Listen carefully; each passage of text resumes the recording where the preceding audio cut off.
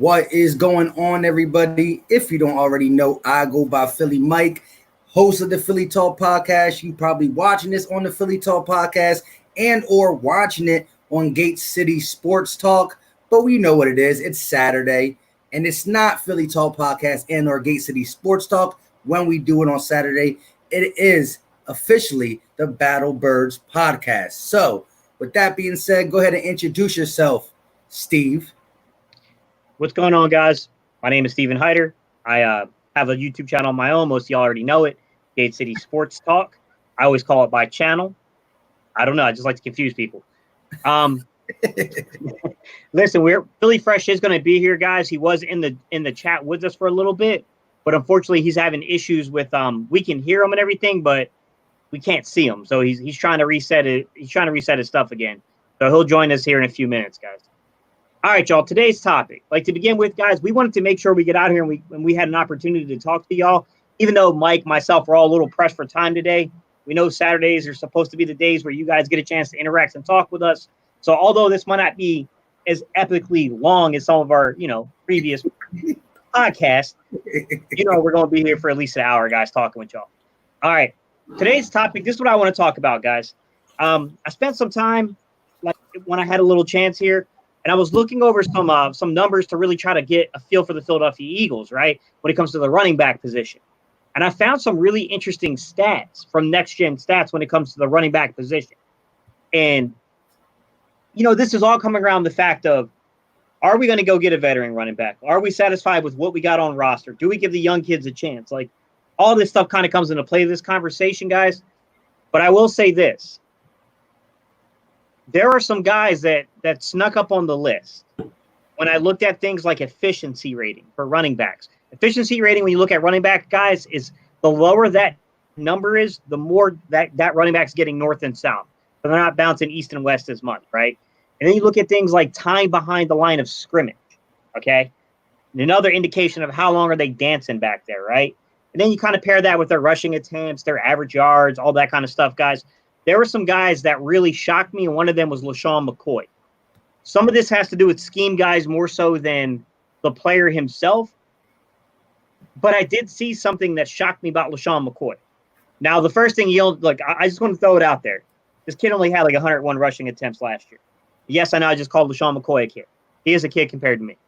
Lesean McCoy only had 101 rushing attempts, so don't get me wrong, this can be skewed a little bit. But the numbers weren't it wasn't exactly what I expected. And if you guys give me a second, I'm going to share my screen for y'all, and you'll see exactly what I'm saying. Because I guarantee you it's not what any of us would have predicted. And I don't want to do the prediction thing, guys, because we'll be here forever if we start doing predictions on what we think those numbers will be. But all right, guys, I'm going to come over here. If you guys see this, can everyone see the screen? Mike, can you see the screen? I can pull it up, yeah. All right, guys. If you look at efficiency, okay, EFF, that's efficiency. All right, I have it filtered already. All right, the most efficient back, meaning north to south back in the league, really not a surprise, guys. You see two Baltimore Raven running backs right off the bat. Gus Edwards, Mark Ingram. Gus Edwards had 133 attempts, so it's not like he didn't have any attempts. Ingram coming in at 202 attempts, right? These guys were, getting north and south, guys. Look at that efficiency numbers there, right? They're clearly, when you look at a guy like Gus Edwards, he was clearly a one-gap back here. All right. I just want to stick with it. We see Ezekiel Elliott. We see Jordan Howard, right? Even Tony Pollard's really high up on this list. McCaffrey, Henry. We see some faces, Raheem Mostert, that we would expect, right? Carlos Hyde, which was a missed opportunity here, guys. Latavius Murray. We see some guys we would expect here. Josh Jacobs. Look at Lesean McCoy just behind Josh Jacobs, Jamal Williams, and ahead of Saquon Barkley with a 3.65 efficiency rating, okay, on 101 attempts, all right, 465 yards, 4.6 yard average, 4 touchdowns. And if you look at this right here, average time, so TLOS, guys, right here, that's average time behind the line of scrimmage. But if you look at a guy like Gus Edwards, he's not dancing, 2.61, right? You see Tony Pollard is dancing a little bit at 3.11. But let's keep going down. I just want to see where Lesean McCoy ranks when you look at that. Because that's kind of like, this is not what I would expect to see from him. 2.75, 3.65 on that north to south, efficiency measurement, with a 2.75 kind of like time behind the line of scrimmage measurement. Mike, I got to ask you, does that surprise you about Lesean McCoy? Yeah, when you remember what he did for Philadelphia, it definitely shocks. But I believe as his career got longer, the dancing's every year, the dancing went down a little bit because, again, this man's social media is called cut on a dime, and he's been doing that a long time in the NFL. But as he gets older, as he gets them injuries, as the reps get, he took a lot of reps in Buffalo as well. So with that being said, I think he learned how to just get the necessary yards and go north and south. But if he needs to use that, he still got that in the bag of tricks, being able to cut on a dime, dance around, get out of a sticky situation. But again, we had McCoy, his first, 5 or 6 years in the league. So it was the most immature years. And we watched him mature into a great back. Again, 2013 Russian champ, all-time leader in rushing in Philadelphia. But definitely he has grown in the sense of a 5-yard gain on first down is better than me trying to dance around and not getting the necessary yards I need to put my team in a good situation on second and third down. And that just comes with age. And that's why I was surprised that we didn't need to see years go by for Miles Sanders to get that. We needed to see Miles Sanders just be thrusted into a starting role and realize, like, if I need to dance and I can dance, I will. But let's worry about getting the necessary yards. And so, I think it's just an age thing when it comes with McCoy, but cut on a dime, he still got that ability. Yeah, it's tough when it comes to the running back position because I like what I saw with Boston Scott, but Boston Scott did not actually receive enough handoffs to even qualify on this, so I don't know. Like, I don't have any advanced metrics to measure his production, but what I would like to do is I do want to look at Miles Sanders, since we do know that Miles would qualify. So if we go down, we look at this efficiency rating. Real quick, Gay City, because the chat has been talking about I don't think we need another running back. Correct me if I'm wrong. I think you're talking about running backs in general, mainly the ones that we have on a team and their style of running. I don't think you're necessarily saying we need to go out and get a guy like Lesean McCoy. Am I correct, or are you still?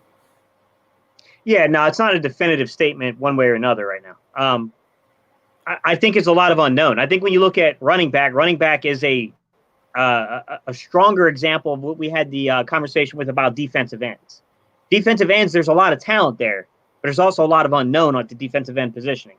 I think running back, you have one guy who's incredibly talented in Miles Sanders. We have another guy that in his limited sample window played really good in Boston Scott, but it's a limited sample. And then we got a bunch of really unknowns. We got guys, when I watched the film, I did film breakdowns on each of those guys. I like to film some of the guys. I think some of them have talent, but it is uncertainty. You know what I mean? Like, it's uncertainty. And by no means, guys, please don't confuse us and think that I'm saying that Lesean McCoy would be a one-gap runner in Philadelphia. That's not what I'm saying. I'm saying the numbers shocked me when I looked at them. I'm just reporting what I saw on the numbers, which is the numbers startled me, because if you had bet me $100, I would have said Lesean McCoy was probably middle of the pack to bottom. Never would I have thought that he'd have been in the upper third in those numbers. And that's even though I know that he had a limited role in Kansas City. And I do think that the scheme in Kansas City, Mike, tell me what you think. I think the scheme in Kansas City do with it as well, because they're spreading teams out. Do you get what I'm saying? You're spreading teams out, because if we take a look at, let's take a look at Lesean McCoy. Let's look at the amount of times he faced 8-man boxes, right? Because that'll give you an idea of why he has these numbers. So if you go here with, 8-man, so 8+ D%, guys, that's 8 defenders in the box, the percentage of snaps you take with that in there. You can see guys like Derrick Henry, 35%. Teams came in there to stop Derrick Henry, right? They were loading the box up, right? You can go look at Ezekiel Elliott. Zeke's actually lower than I thought. Zeke was only at 19%, which that is a little lower than I would have thought. Latavius Murray's up there with 35%. You guys get what I'm saying? Like, you can tell the running backs that defenses particularly went out there. Now look at Lesean McCoy's 10.89%. You guys see that? You see it, Mike? It's hard to see. It's small, but I can see it. It's like right here, guys. Yeah. 10.89%. So really, let's just round it up for, so we don't have to argue about over percentages. 11% of the time, he was facing 8 men in the box. So, I mean, let's be real. When you look at a number like this, you got to take all the numbers in context. I think scheme has a lot to do with it. Kansas City spread teams out. Lesean McCoy was barely facing 8-man boxes. And Philadelphia, let's be real, there were times where Lesean McCoy was legit, probably the only real weapon we had at times. I mean, I won't say that, because, when you take guys like, you got a Deshaun Jackson who keeps getting banged up, right, when he was playing, stuff like that. There were times where you went into games and clearly the only thing you were worrying about was shutting down Lesean McCoy.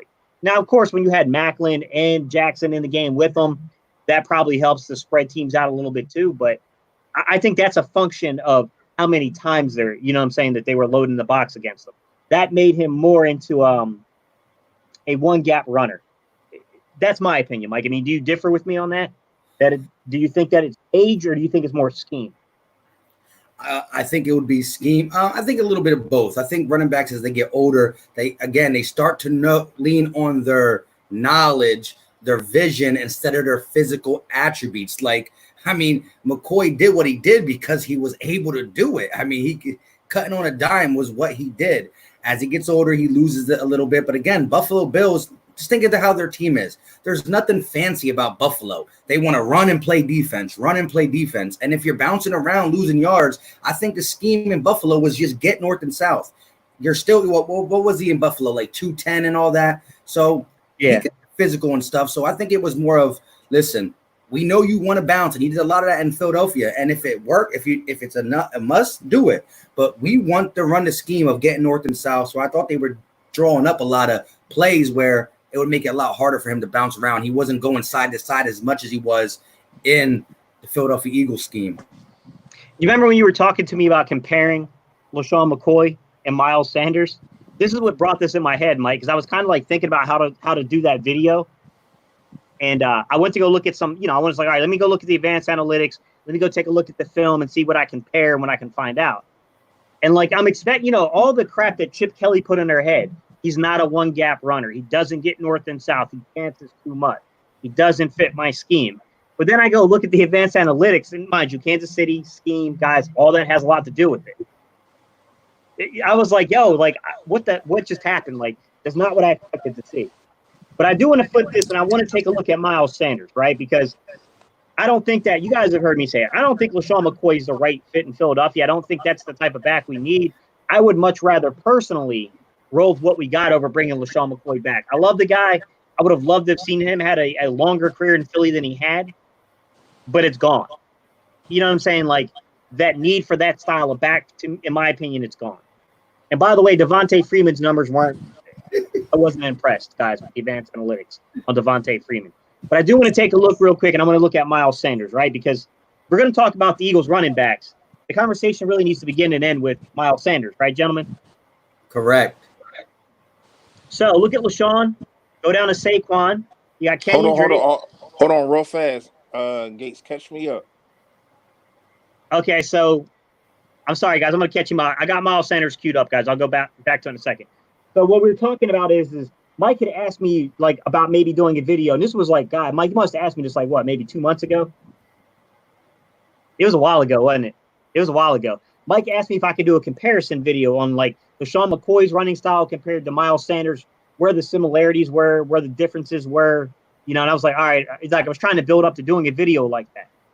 And when I was looking over like the advanced analytics, I was looking over things like efficiency. Efficiency for running backs just means how often a guy gets north and south, right? The lower the number, the more of a north and south one gap runner they are. Right. Then I looked at things like McCoy was a dancer in the beginning of his career. Yeah, he was. And then when I looked at like time behind the line of scrimmage, stuff like that, like Lesean McCoy, like it was just weird, man. Like he was registering at the very top of the league as almost like a one gap runner. And I was like, wait a minute, something's going on. That's not the Lesean McCoy I expected to see. That ain't what I would have thought. I would have lost $100 if you would have came to me fresh and was like, yo, Gate, what do you like if you ranked one gap running backs? Where would you put Lesean McCoy's for last year's performance? I'd have been like, oh, bro, like middle of the pack, bottom of the league. And you'd have been like, yo, put $100 on it. I would have put $100 on that and I would have lost. I would have straight up lost. Now, I don't think this is because of his skill set. I think it was a function of the offense he was in. I think it's because Kansas City spread teams out. He didn't need to dance. Right. He could get into a one-gap running situation. But all right, we wanted to look at Miles Sanders, guys. So when I come over here and I look at Miles Sanders, you can see LaShawn, Saquon, Kenyon Drake, Bo Scarborough, Ronald Jones, Frank Gore, Alvin Kamara, Leonard Fournette, Peterson, Miles Sanders. All right. So let's go here first, right, with that percentage marker, 3.89%, which means, you know what? Even with the dancing he did at the beginning of the year, all that dancing he did at the beginning of the year, when you looked at the way it averaged out over the course of the entire year, that's pretty good for a rookie running back. This kid wasn't dancing behind the line. You know, he clearly got it together after, I won't say he wasn't dancing, but after about week 6, I would say that the dancing quit. It seems like he was not back there dancing and prolonging, you know what I'm saying, like not seeing the holes correctly, all that kind of stuff, judging by the advanced analytics on it. But now what I want to do, guys, is I want to make sure, because look, he's ahead of Chris Carson. Just to put this in perspective, he did not face a lot of 8-man boxes, 11.73%. So he was not facing a lot of 8-man boxes. All right. And then he had a 2.96. He had a 2.96 percentage rate when it came to time behind the line of scrimmage, which I don't think that's bad, guys. Let me filter this and I'll see where he ranked with that 2.96. Let me see how many guys are over that 3 mark, guys, and that'll give us a perspective of where he was. So I'm scrolling down, guys, so we can say who's below this kid, right? So you got Todd Gurley, Nick Chubb, Matt Breida, Philip Lindsay, Marlon Mack, Austin Eckler, Tony Pollard, right? So in terms of the qualified backs, yeah, he spent more time behind the line of scrimmage. He wasn't facing a lot of 8-man boxes, but he was getting north to south. Where do you guys put this with this information? What does this shape? What does this make you think about Miles Sanders? That he's a versatile. I mean, to me, I ain't gonna lie, especially when it comes to running backs, Gate City, like, I love the way that you break down everything. I love the numbers, but to me, sometimes it's just about the eye test. When you see what happened to this kid after Jordan Howard went out and the way he just took his game to another level, this kid has a really chance to be a top 5 back. Now, I get what you're saying about the numbers and about, you know, the holes that he goes through and all that. But a lot of that, like you said, with Kansas City, is about the scheme and the way that the offense goes. You know what I mean? So we had to put this in perspective also. We wasn't a spread offense because of the personnel that we had. You know what I mean? We ran 22 personnel. If people don't know what that is, that's 2 tight ends, 2 running backs. We also ran a lot of 13 personnel. We also ran a lot of 12 personnel. So it's not a lot of space. So it's only a couple holes that Miles Sanders will be able to go through. Now this year it might be different, but from what I've seen from this kid, if you give him space, he's going to make you pay. So yeah. What shocks me, Mike, and I'm going to kick this to you, man. What shocks me about these numbers is the amount of 11-man not 11-man boxes. That would be crazy. The amount of 8-man boxes he was facing. Yeah, that would be nuts, right, bro.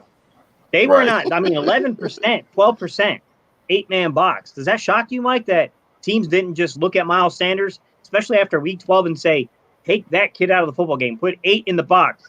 This kid is not getting free. Yeah, it does, especially knowing that he was our most explosive player. I do think that defensive coordinators realized, besides that 60-yard run in the Buffalo Bills game, that most of his explosive plays came in the passing game, though. So I don't think the focal point was stopping him with putting 8-man in the box, rather getting these guys who can defend him, not making sure he's not matched up on a linebacker, making sure he's matched up with a safety, a corner, somebody who's going to get the job done in the passing game. But again, Once Miles Sanders started to get his routine done in the rushing game, he started to get lingering injuries at the end. I mean, the last 4 or 5 games, he kept going in and out with ankle injuries. So you're taking around the last 3 to 4 games, ankle injuries in and out. Boston Scott really taking over. You got the first 3 to 4 or 5 games, Jordan Howard's there. There's only a real sample size of Miles Sanders being that lead back. You take 4 and 4, that's 8 games. So there's only really like an 8-game sample size. So that could also skew why they didn't crowd the box so much against Miles Sanders. And even still, we should have ran the ball a lot more last year because of the lack of weapons outside, but we like to pass. We forced Carson Wentz to drop back 50 times a game, and that's, where we got to start being more balanced, because in 17 we slung the ball all over, but we also were a very balanced team. I'm a agree with you, Mike, but I'm a disagree with you at your first point, saying that you were shocked. I wasn't shocked. You want to know why I wasn't shocked? Because we are not the Dallas Cowboys. When teams line up, when a defense coordinator talks to his team, the main focus is not Miles Sanders. Even though as good as Miles Sanders is and had became, especially in the middle of the season, your main focus is Carson Wentz, because we know what he can do. Even though he didn't have as much weapons on the outside, he can still make you pay. He's not Dak Prescott. And we're not just going to sit there and try to stop you like how they do with Zeke Elliott. So I understand what you were saying. Like at the end, I started flowing with you, but in the beginning, I'm really not shocked, because Miles Sanders is not our best weapon. You know what I mean? Carson Wentz is that. So when defenses line up, they say we need to stop that guy, not Miles Sanders. Let me just say something. And again, my thing wasn't shocked as me saying that Miles Sanders is the 100% force multiplier on this team. I know it's Carson Wentz, but again, I know that, bro. I ain't trying to come at you like that. No, it's perfectly fine. But what I'm saying, I was shocked for the reason that, again, you can stack the box for 2 reasons, because the run game is like a Dallas Cowboys, which, Zeke is the motor of that team. But you can also stack the box because you're just not scared of anybody going over the top. So that really can have nothing to do with Miles Sanders. Just the fact that we don't got a D-Jack, we don't got an Alshon. I mean, who's scared of Rob Davis? And again, that was later in the season, but the injured and back Alshon, the injured and back Nelson, the no D-Jacks, I think they could have just stacked the box, not really scared of our run, but to say, will Carson Wentz take a shot deep because of what he had? So I think it was a multitude of things, but I agree in the sense of, we saw a lot of good things happen in this Eagles offense in short sample sizes, and it all was short sample size because of injuries. So, I mean, a lot of people really don't understand how talented this team could be if we just ran back 2019 with health. But getting 2020 with health and adding these pieces that we put around on defense and on offense, I mean, there's no reason to believe that this can't resemble 2017-ish. Sure enough, bro, you stole my point where I was going, man. I was going right there, bro. All right, sure enough, already took us there. So, the weapons we put around Carson, I don't know how they're going to perform. I don't know how they're going to play. I don't. I think they're going to be good. I really do. I think there's going to be a lot of gadget players this year. I think Marquise Goodwin on the end around is a threat. I think, getting a guy like Rager in motioning Rager, that's a threat, man. D-Jacks, that's a serious threat with speed, guys. I mean, some of those guys with the ball in their hands with good blocking from tight ends could be a serious problem for teams. Do you think, to Shonov's point, that the receivers we added and all this speed we added is just going to keep accelerating the fact that teams can't put 8 men in the box? Because now we're going to have a ton of speed to where if you start loading the box, man, and we start hitting you with play action, you're going to be playing from the catch position a lot. Like, you're going to you better have some fast corners or some really good over-the-top safety help, because we got a lot of speed on that outside. So what do you guys think? Do you think that this new element of speed we added might help Miles just as much as it's going to help Carson? Oh, 1,000%. It's going to help. The speed is going to help everybody. Everybody, but, and I know I might get some slack for this in the comments section, it's going to help everybody but Zach Ertz, because I just feel as though Zach Ertz does what he does, just period. You know what I mean? He's not that yet kind of guy. He's not a guy that needs space. He's a possession. He's a possession kind of. I don't want to say kind of slot receiver, but he's kind of that guy for you.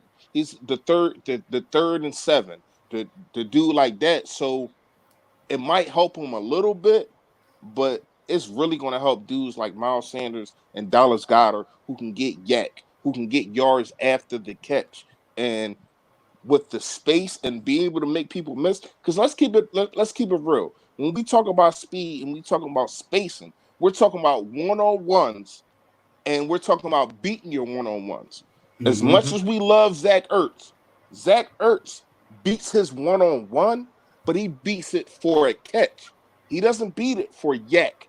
You know what I mean? And so I feel as though it's going to help everybody but Zach Ertz, especially Carson Wentz.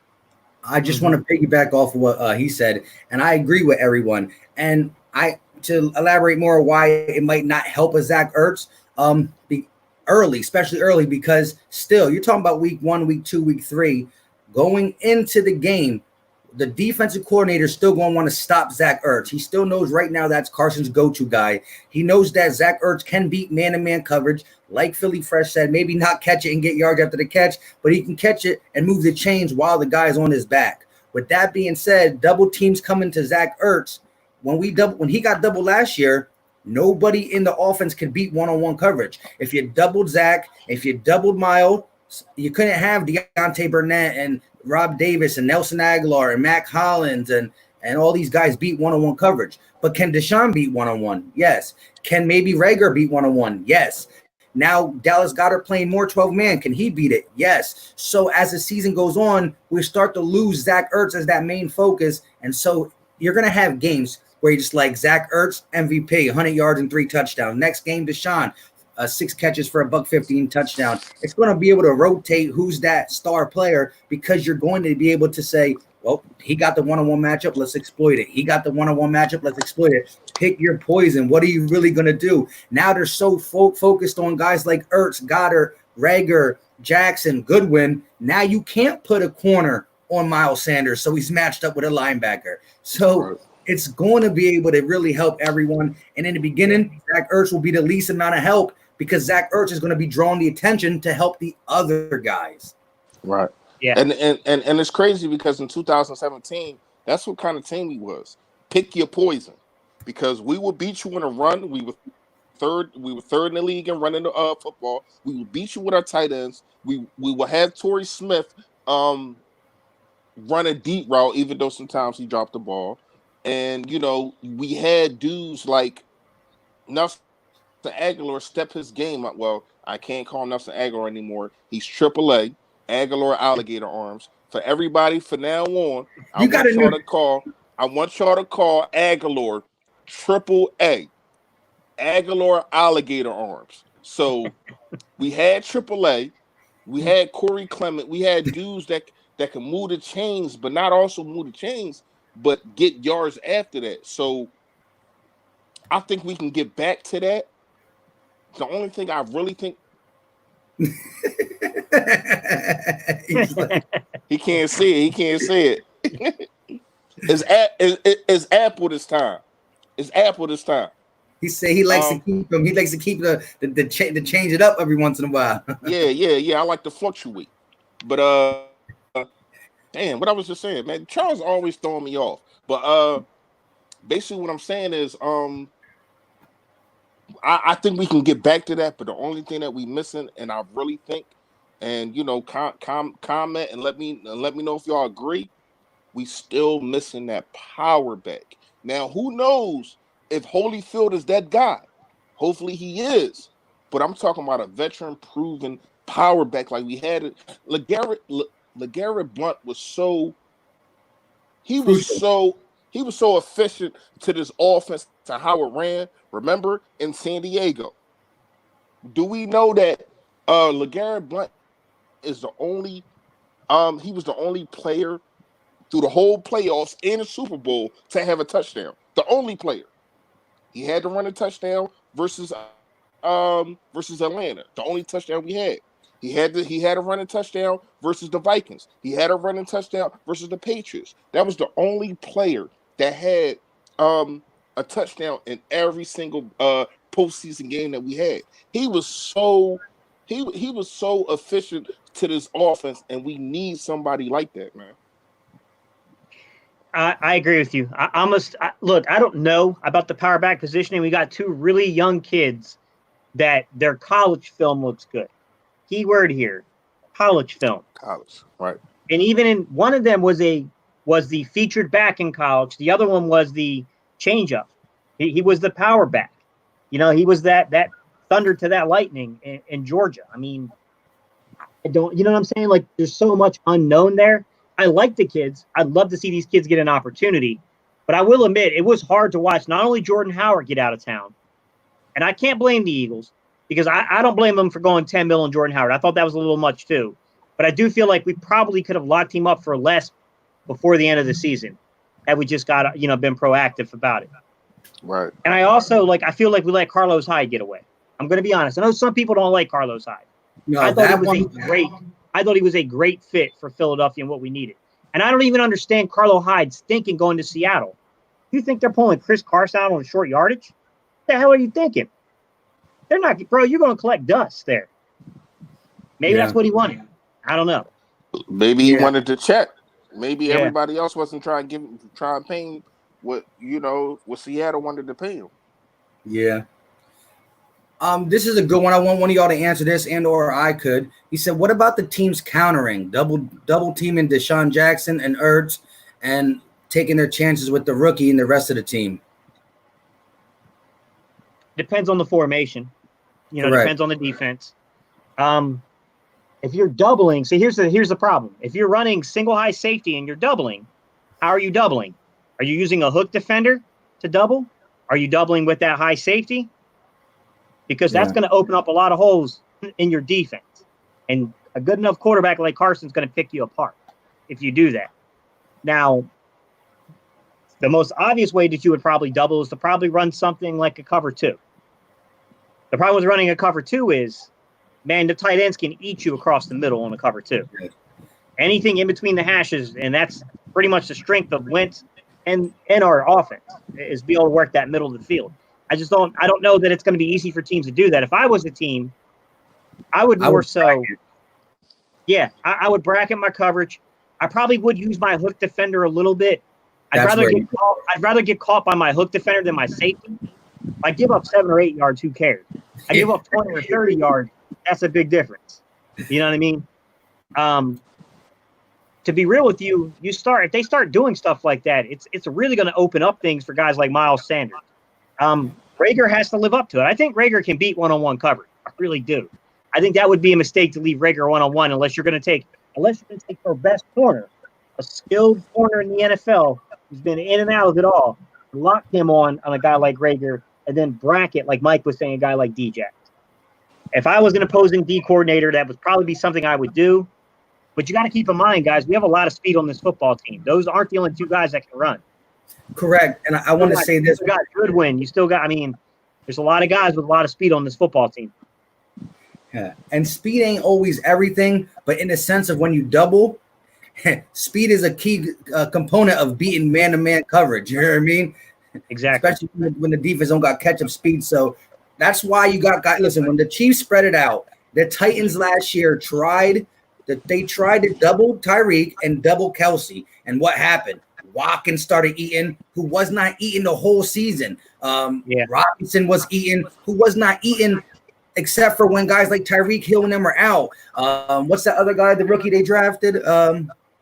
Hardman was eating again. So Hardman, he's not really beating he's not beating a strong man coverage. You guys got Robinson ain't beating it. Watkins, he had a big game week 1 and went MIA for the next 6-7 weeks. But these guys were key in the playoffs, especially in that Titans game, because they tried their best to double team them. But a lot of that, Mike, is play scheming. Correct. When we talk about play scheming, Andy Reid he's a monster. Yeah, go. I can't even fraud. when you look at some of the plays, like if you really break down some of the plays and you look at how these dudes get open, not just with their speed, but with how the plays is being run, the cross routes, the misdirections, and they have a good quarterback. So it's like, damn, that that means a whole lot. And I feel as though Doug held back last year because he felt as though he didn't have the talent to do things like that. This year, oh yeah, you got it. You got dudes like you got dudes that you can just bring in like for special, not just saying trick plays, but special plays like Hightower, like Watkins. You got dudes like that now. You know what I mean? Mixed with the Yeah. speed with Miles Sanders, Boston Scott. Like you can really have a situation to where as though you just put all speed out there. Zach Ertz and Dallas Goedert would be on the bench, and you just have all wide receivers, Miles Sanders and Boston Scott, and you just have all type of plays. And I'm not even gonna lie, man. I feel as though they're gonna use Tua at the not Tua. What's his name? Hurts. Hurts. I feel Jalen as though Hurts. they're gonna leave Jalen Hurts, and in the same the way that see. Even though I know, I don't want to bring this up because we're having a good time, but the way that Doug looked and the way that Doug smiled when they got Hurts, Hurts, whatever his name is, I feel as though he is cooking up something to make sure that this guy be not a major, but be an impact in his offense, man. I don't know how he's going to do it. Who knows? Because people want to say you can't change the game. But let's not forget, Doug kind of changed the game. People wasn't going for on fourth downs like how they are now until Doug did it. Remember in 2016, we criticized Doug. How could you go on 4th and 11 against the Giants? What is wrong with you? But now we see that, oh, I got a higher percentage of getting the fourth down rather than just punting the ball. So people want to say coaches really don't change the game like that. I feel as though Doug changed the game when it came to fourth down. Maybe he can do something with Tua. I don't know what it is. Yeah. Hurts. I'm all right. Ertz, my bad. I'm just speaking how I feel, man. I feel as though it's a reason that they got this guy, and it's not to replace Carson Wentz. I think where Hurts could be effective because he's not gonna have enough reps, in my opinion, in practice to really come in and throw the ball. Right. But where he could be effective is when you got a defense that's winded. And now I bring in this kid for a possession or two to run an option on you, and you're breathing heavy. That's a problem. Right. Yeah. You talking about red zone or just period? Just period. We don't want to expose. We got this game pretty much in the bag. We're not going to expose Carson to injury, but we want to pound you, make sure you can't get back in this football game. We're going to put Hurts in. We're going to option the crap out of you. Yeah. We're going to make him chase around people. And I want to say this: the same way Cam Newton was it still probably is if he gets a team, the dirtiest quarterbacks in short yardage and with that option, because he has a big body frame. He's not afraid to lower his head. Again, you understand when you hand the ball off to your bruising running back, right? And your quarterback runs out. You only have your normal blocking people, right? When you hike the ball as a quarterback and you take the option to run the ball, you are now one up on the offense, on the defensive line and linebackers. You got an extra blocker, and you don't need to sacrifice Carson Wentz's body like that. But Jalen Hurts, the stature he has, the amount of reps he'll have, he will be fresh. He'll be ready. And the option on 3rd and 2s, on 3rd and 1 in our goal line, again, you get an extra blocker, and you got to stop a 200 and some pound guy who runs with a little edge, who runs with a little lower to shoulder kind of guy. He's not a running back, but again, that extra blocker, having your running back block for you and you doing the running, it all plays a part in just X's and O's. Once you block everybody, it's a free lane for a guy like Hurts, who's still not scared to put his head down. So it could be interesting to see what we use there. And when I first said it to Gay City, he was like, because my whole thing was, I'm all for when your quarterback can do that because you get that extra blocker. And in them short yardage situations, it will be good. But then you do got to keep pulling Wentz off. But again, once you get in that short yardage situation, he was probably going to hand the ball off. So it's not really going to ruin his rhythm. You know what I mean? So, hey, exactly. Yeah. When you're in that situation, why even expose them to any kind of weird cheap hit? I would just let Hurts do his thing. I wouldn't even expose my backup quarterback in that situation. You know what I'm saying? Like, why expose even your second string in that? You know what I mean? Let Hurts do what Hurts can do. Yeah, y'all right. I'm telling you. Yeah. I'm telling everybody in this chat. I'm telling y'all too, and I think y'all kind of agreeing with me. It's a reason that Doug was smiling and they got this kid, and it's not to replace Carson Wentz. Let me tell you that right now. I'm telling you, they want to do some things with this kid. I don't know. We just gotta see, man. But I can't wait. I ain't gonna lie. I cannot wait to see how this offense is. We have not had the potential to have an offense like this probably ever. When you look at the wide receivers, the speed of the wide receivers, we never had an opportunity like this to have this kind of speed. I mean, you talking about Freddie Mitchell's and you know dudes like that, man. Like, all right, possession receivers, but not speed. Even in 2017, we had Torrey Smith and Matt Hop. I don't even want to say his name, but anyway, you had them two with speed, and that was it. Just think of the way Doug Mind is, and all the coaches that he has now to increment all type of plays for this speed, man. I really feel as though this gonna be an offensive force, man. Just watch and see. Yeah, I agree. I think there's a few ways that you could use him, Mike. I think one of the other ways you could use this kid is 2-minute offense. I think the kid could be very effective in a 2-minute offense, especially if you look at something like where you're getting ready to go into halftime and you want to pad a lead or you want to try to close the game in, make it tighter. Throw a little, you know what I'm saying? Make it look like it's a wide receiver screen out there to Hurts. Throw a little option play out there to him. You got a D-Jax, you got a Rager, you got a Goodwin, someone like that streaking down the sideline. Like, oof. You know what I'm saying? Hey, real fast. Hey, Charles, how much is it for them to what's the odds for them to just go to the Super Bowl to win the NFC? No, because I see he commented. He said it's 13-1 for them to win. I want to know what it is for them just to get there. I might place that bet. I ain't gonna lie to you. Anthony Perry, he's got a decent arm. He doesn't have Carson Wentz's arm strength, but he doesn't have a weak arm either. And he can make the majority of throws. I'm not gonna say he can make every throw, but he can make the majority of them. Real quick, this is interesting. It's like a legit quick question, but he said, Miles Sanders or Dallas Goedert, which one are you guys more excited to see play this upcoming year? Miles Sanders for me. Miles Sanders for me. Yeah. I thought I was going to shock you, Gates. I ain't going to lie. But I probably am. I want to go with Dallas Goedert, man, because like I said before, the speed is going – like this dude is a one-on-one nightmare. I'm telling y'all, I'm going to say it first. I don't care if it's a hot take, whatever you want to call it. This dude can be the next grunt kind of dude, but I think he's a little bit shiftier, a little bit faster.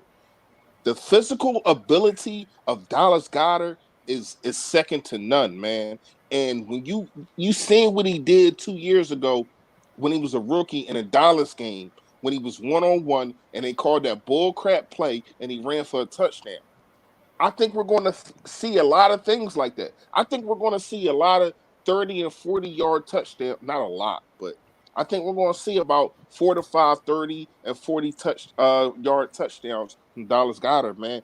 The space and him being one-on-one, I'm telling you, man, watch. He's going to be a nightmare. Yeah. I wanted to say this real quick. I'm probably going to say Miles Sanders just for the simple fact that he's going to have the large portion of role playing when it comes to his position. Again, the amount of speed we got on the field, I think it would be deadly in 12-man personnel situations. I think we played I don't remember exactly off the top of the head, blah blah blah blah. Go ahead, give me that stare. Go ahead, turn your head sideways. It's cool. No, I was about to say, do we still need the next gen stats? Because I'm all the way at the bottom and people can't see. Hold on. I can pull it off. Pull it down. Go ahead, pull it down. Yeah. Yeah. You're right. But yeah, if Philly Fresh was turning his head a lot. I'm back now. I'm back now. Y'all digging the shirt? Oh Kids yeah, shout out, this, man. I don't know where they got it from.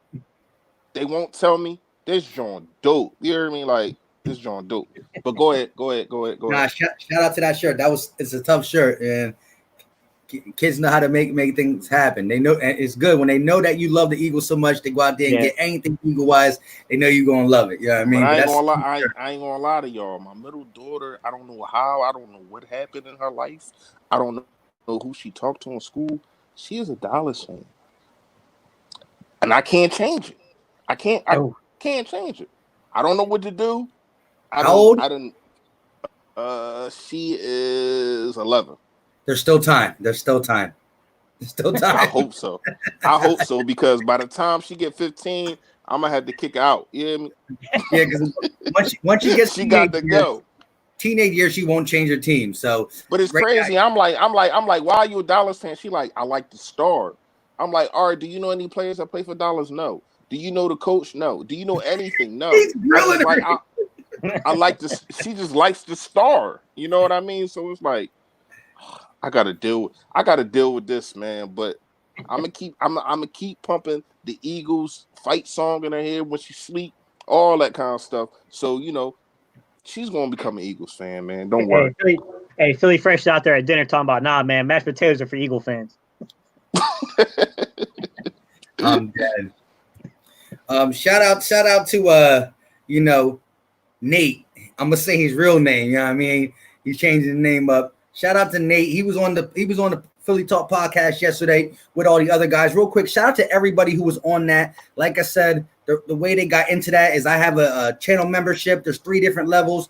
I show love to all viewers, all memberships, but the top members, they get to come on the Philly Talk podcast and speak their mind when it comes to the Philadelphia Eagles. We're going to try to do this at least twice or 3 times a month. So shout out to people who made it: Charles Smith, Gene Pio, Nathan, who just sent a super chat, Vic 3, Philly Fresh was there, and of course the 2 people who couldn't make it, Stephen Joyce, he'll be on next time, and Lawrence James. They are also Philly Talk Nation members, so shout out to them. And it was a good one. Some people dope. That was dope. Gate City, you check that joint out. That was dope, man. No, I didn't have a chance to watch it yet, guys. You gotta check it out. I really like. I really like that, man. To interact with people that you always see on a live stream. You comment with them. They comment on your comments, to be able to put a face to a name and to be able to bust it up with them. And the girls and the grind Charles Smith up. Oh man, I loved it, man. I loved it. Yeah, so to grind some of these guys up. And Philly Fresh's thing, Philly's Fresh's mic yesterday and today has been on point. And I do got to say this: once we ended the live stream, Vic 3 hit me up, was like, "Yo, I rewatched it. I got to make sure I got to upgrade my mic next time we go on." Yeah, I don't know if Vic 3 in here, but you can never try to donate to me, because you got to donate to your own self. You got to get your own mic, man. Save your money. Yeah. No, but shout out to Vic 3, man. That was like I said yesterday, man, that was really, really dope, man. Shout out to all of y'all that came through. Road track. And so let's get to Nate's super chat. He said, if you can release anyone without the cap hit, who will it be? He said, me, it's Nate Sudfeld. So without the cap hit. Yeah, so it's a fictional thing, but if we could do that. All right, Alshon Jeffrey.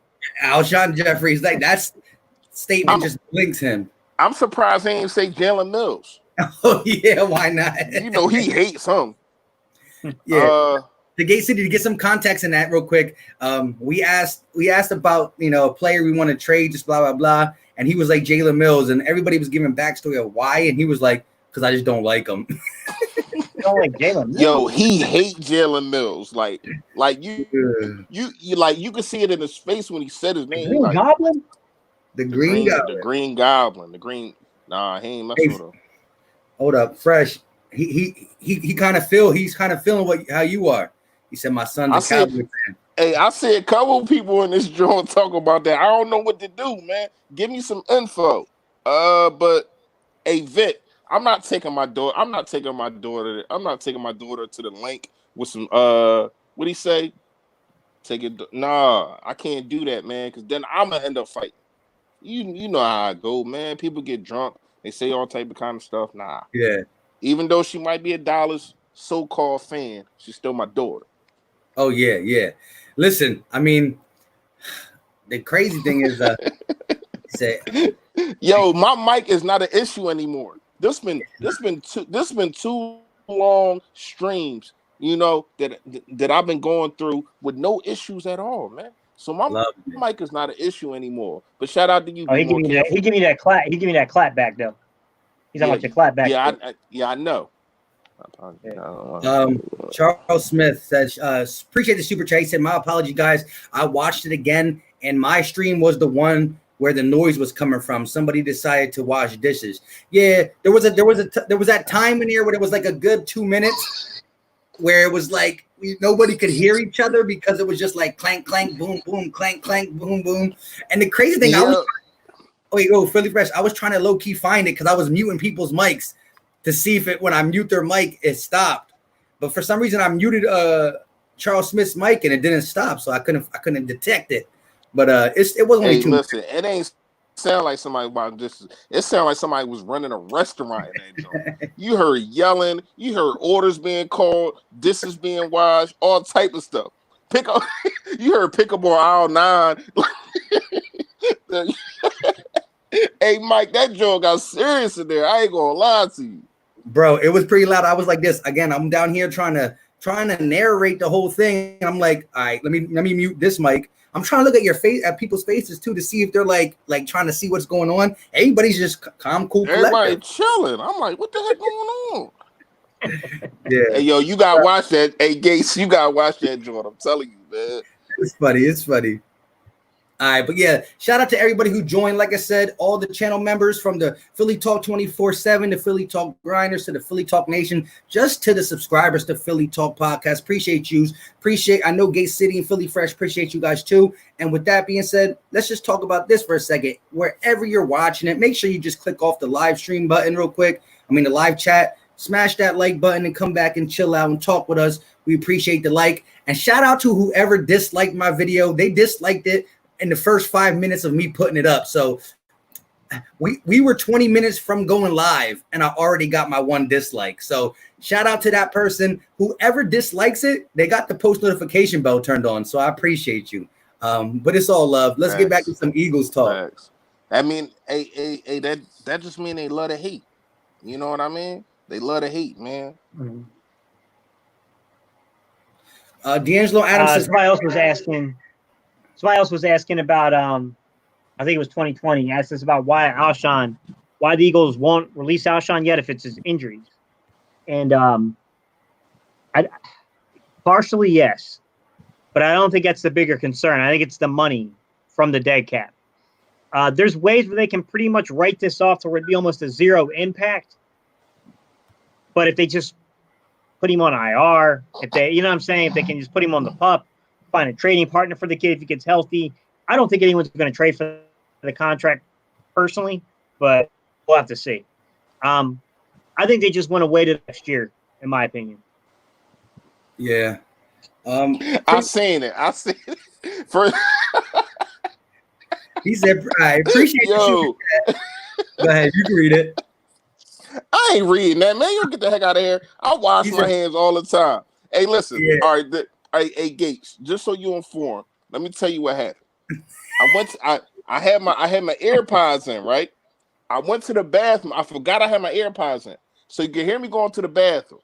I wash my hands, right? I come back to the chat. They talking about Fresh is gonna come back to the chat without washing his hands. Nah, I wash my hands. I ain't no dirty dude, man. They don't call me Fresh or nothing. I ain't no dirty dude. But we bit it off that for a good 5 minutes, man. That was funny. That definitely was funny. He said, fam, this was the first time on the fly. Can we talk about but yeah, so he definitely hit me. He knew his mic was, so because he hit me up after the stream was like, yo, next time I'm gonna come proper with a good mic. I said, all right, you know what I mean? Because doing the side look to him. But with the tag on what you just said, Mike. As much as this might hurt for people to hear that don't like outshine, we don't have another possession receiver. We have all speed. The closest possession receiver we have is kind of Rhaegar, but we don't have another possession receiver. So in the middle of the season, if he comes in healthy, and you want to talk about really like your ex, I'm saying that right, right, Gate City? Like your ex receiver, a possession receiver, that's really the only one that we have on this whole roster. Correct me if I think I'm they're wrong. going to hold him. I think they're going to hold him for JJ and to see Rager. I think they want to see them too. If them two can't live up to it, so I don't know what you do, man. Because like Mike, you guys remember Mike and Fresh, both y'all remember my arguments about when you guys asked me about top 20 receivers, like picking a receiver in the top 20 picks. I was like, yo, me personally, I'm not messing with any receiver in the top 20 picks unless they're an ex-receiver. I'm just not doing it. I'm not drafting no flanker, no slot dude in the top 20. Right. So let me ask you this.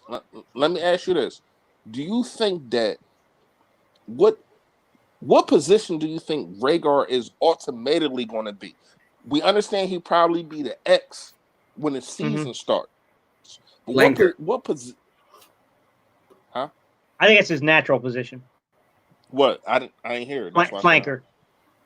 I think he's naturally a flanker, a Z. I think he's naturally a Z. But so Djax is there, and he's not going to bump Djax. They might move him into the slot depending what happens with JJ. I mean, to be honest. All right, so because we're talking about future, right? We talking about 21 and 22 stuff like that. So you think JJ is an X?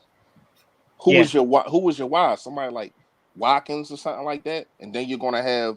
We got to see guys play. We have to see guys play it out. To be honest with you, with you, Fresh, we need to see some of these guys play it out. I mean, Greg Ward Jr. and Marquise Goodwin are your two natural slots right now. I think Quez and I think John Hightower absolutely could play the slot. I think Hightower has a lot of versatility. I think Hightower is a guy that you could move in all three of them. I think he can play the X, the Y, and the Z. I think he's got that kind of versatility.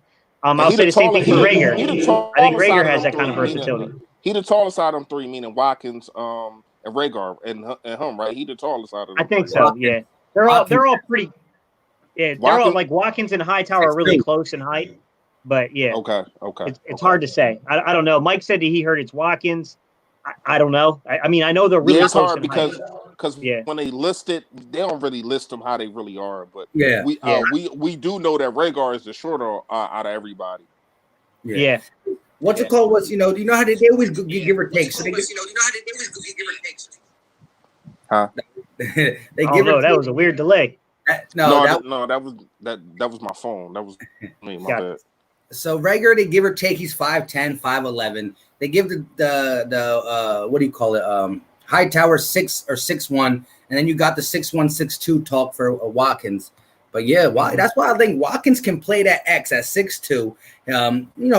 And he's fast. Second fastest 40 in this year's draft. He's a guy who, again, he's raw.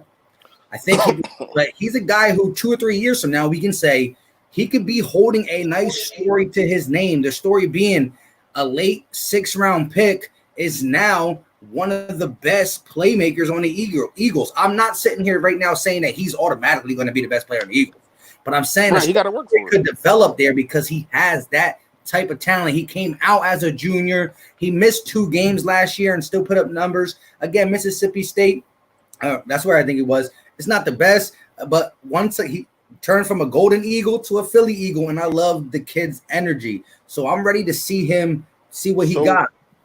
So I want to ask y'all this, and also the chat. I know every time I ask these two a question, I'm asking y'all this too, and I appreciate y'all for answering. Where do you see Goodwin? Is he a slot guy, or is he going to be at the Y and back up Deshaun Jackson? He's a slot guy that if you need him in an emergency can play outside as a Z. Hey, I think he's primarily going to be a slot guy. real quick, I want to say this because I wanted to say this when y'all were talking about Alshon Jeffrey. Look, I know how we feel about the, anonymous sources and stuff like that. The fact that he's been kind of injured, looked like he was carrying a piano on his back for some plays. But again, if and when he gets healthy, you keep him on the PUP list. You really no trading, or no one's going to trade for an injured player like this at that age. So you keep him on a PUP list because getting rid of him is going to do more damage than good. You keep him on a PUP list, you bring him back. Depending on how our play is. If we're 5-1, 6-1, 7-1, it's different. If we're not, if he can play in certain packages in the red zone, in this play, because of his age, because of his coming off injury, you don't got to make him go out there and play 59 snaps a game. You limit him to what he can do. It kills two birds with one stone. It lets the NFL see him play at a particularly high level that he can play if he's healthy. We save him. He could come through clutch at the end for us. Plus, we're putting tape out there for when 2021 offseason comes and he's still under contract. You can part ways with him then, possibly via trade and or letting him go because the cap space will be cap hit will be a lot more leaner. And again, don't be surprised if, like Philly Fresh says, again, if we get, and that's a big if, we get Alshon healthy, he will be the best possession receiver on our team, not including our tight ends. So you got to have some possession guys mixed in with the speed, which I feel we do with our tight ends, but we got to just, he's a wait and see kind of guy. But that you know what's crazy? That's funny that you brought up the red zone, man.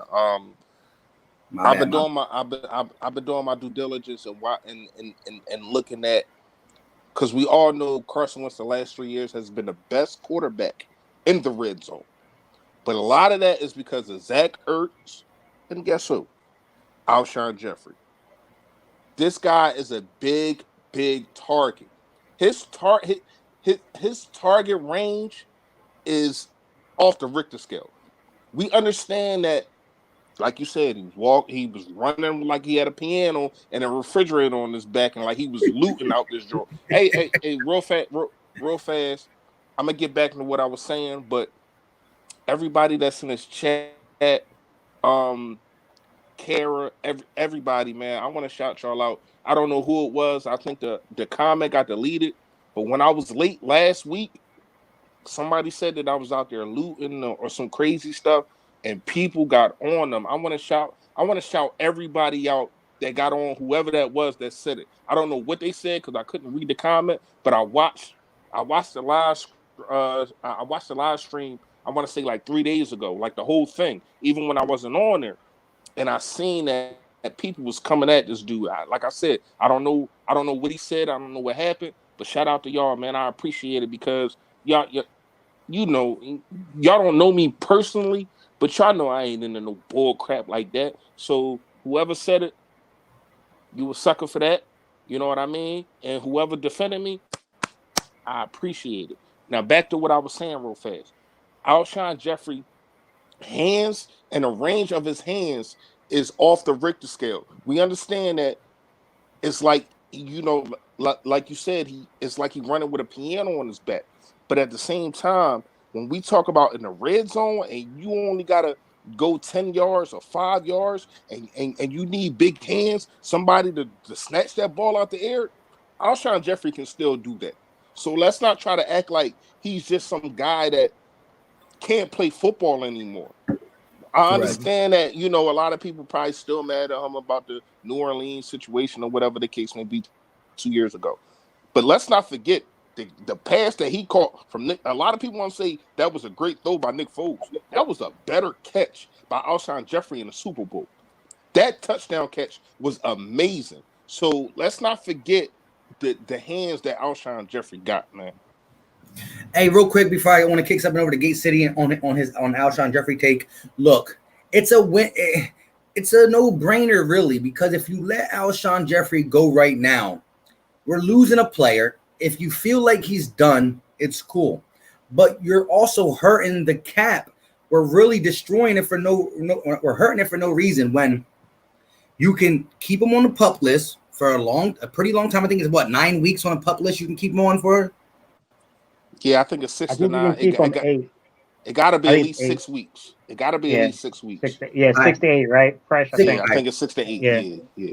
So you keep them on a pup list for 8 weeks. So now you have all your wide receiver positions open to pick who you want to pick in the offseason and see how they perform throughout the year. Now, if you keep a guy like Goodwin on the team and week 3 he's hurt, and now you know what I mean, so you'll be able to fill out who should be staying on this team in 8 games and who should be, we'll see in a little bit.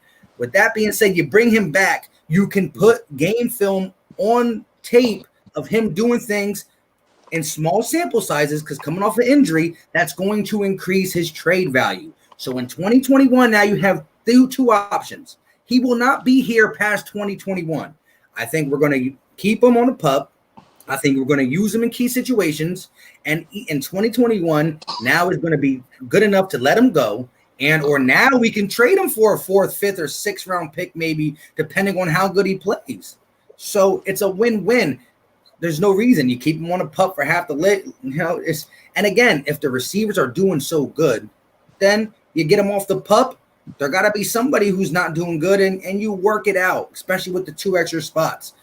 But there's no reason to say get rid of him right now, because at the end of the day, it's going to hurt us going further with money, and we're already pretty tight. So my question to you, Gate City, if you are making a decision of Alshon, what do you do? Like right now? To me, it comes down to 2 things: incentive and risk. So, what's my incentive to get rid of him right now? I don't have a trading partner, and the best I can do is come out 0-sum on the cap. So the incentive isn't there to release him right yet. The risk aspect of it is, as you guys have already covered, someone sustains an injury. If you got a healthy Alshon, do you actually think you're going to be able to scour the market to find someone better?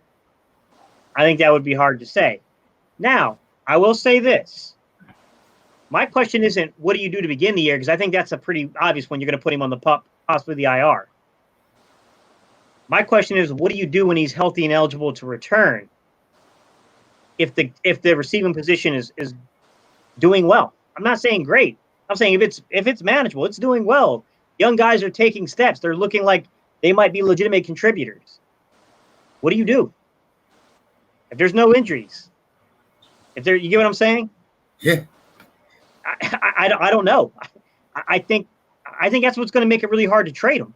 Is that number one, his contract is ridiculous. Number 2, teams know, like, dude, all we got to do is sit still, and you're going to have to let this kid go anyways, whether it's this year or next year. He's not going to be on your roster. So it's a tough situation. I can tell you this: I would stick it out 6 to 8 weeks with this kid, just in case there is injuries, just in case, we're hurting, even if there are no injuries and we're just hurting to move the ball because we can't get a guy that can be that possession guy. I think you keep him. But some of these guys have already said it in the comments section. If Alshon is needed to come back on this roster, something has gone really bad. Correct. You talking about next year or this year? This year. I think something has gone really bad if you need him back on the roster. I'm not saying the key contributor has gone down. No, but you do agree with me though. A Gay City, you do agree with me though. We don't have a possession receiver, so everything can still go right. But you still needed a red zone presence, a possession receiver. Who knows? Rhaegar might be that guy. I'm not sure. The tight ends could be that guy though. They are that guy. I mean, yeah, they are. But we're talking about I'm not talking about the tight end. I'm talking about at the wide receiver position. You already know your name, Nate. So listen, we're talking about this in the next podcast. I don't think Gate City is going to give it to y'all right now. Y'all might have to listen to the next podcast. Yeah.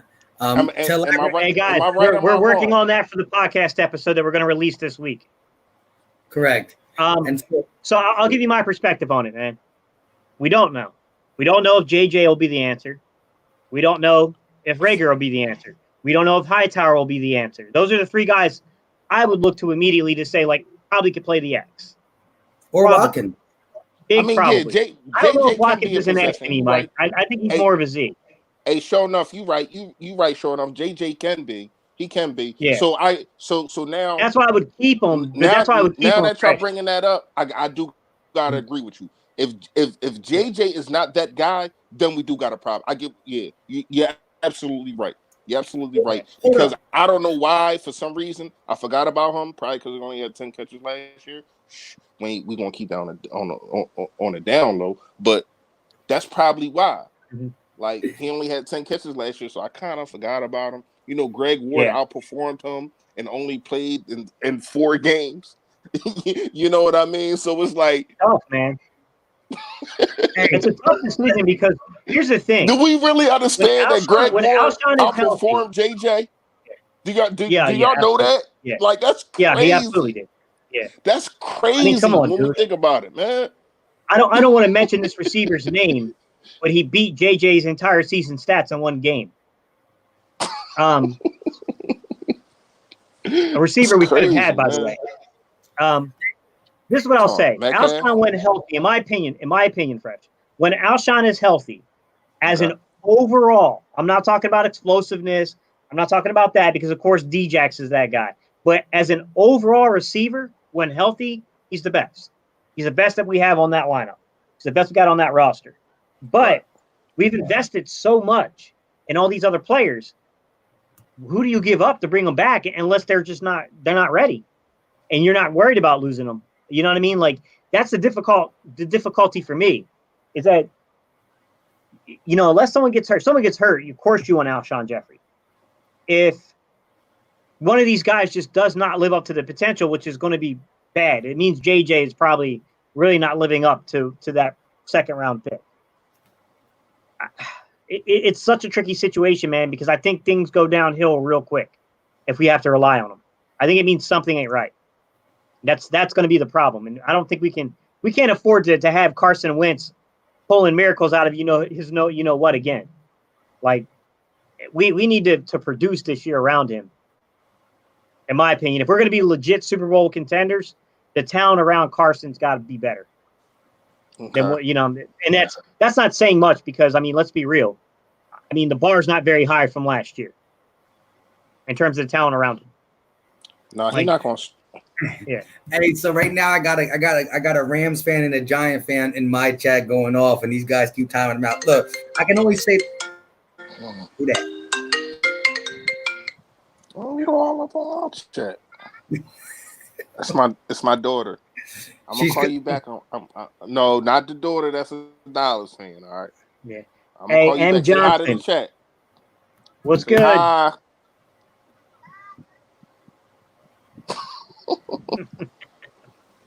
M. Johnson, we can't do that because he's not ready to play. He won't be ready to play by preseason. He won't be healthy enough to play.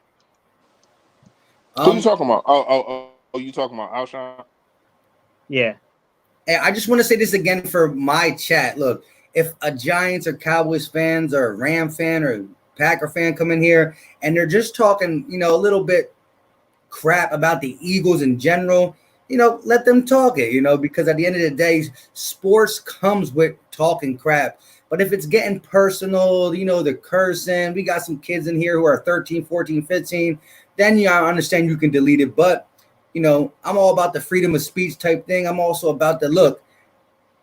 They won't be coming around when we prove what we're going to do in the season. So football is about talking crap. It's about saying two teams are playing. I'm better than you. I'm going to show you why. And why they play, our job is to do this. And when our team plays up to par, we keep doing this. But when our team doesn't, we stop. So I'm cool with all the crap talking because, I got 2 dislikes. Hey, Charles Smith ain't trying to hear none of that stuff you talk about. You hear me? Yeah, I know Charles Smith is he said we run this. Hey, man, and people like him hold it down. So he said we the law. You can't argue with them. You know what I mean? I get what you're saying. You want to invite everybody. Everything is cool, but we know what this is. This is Philadelphia Eagles Nation, man.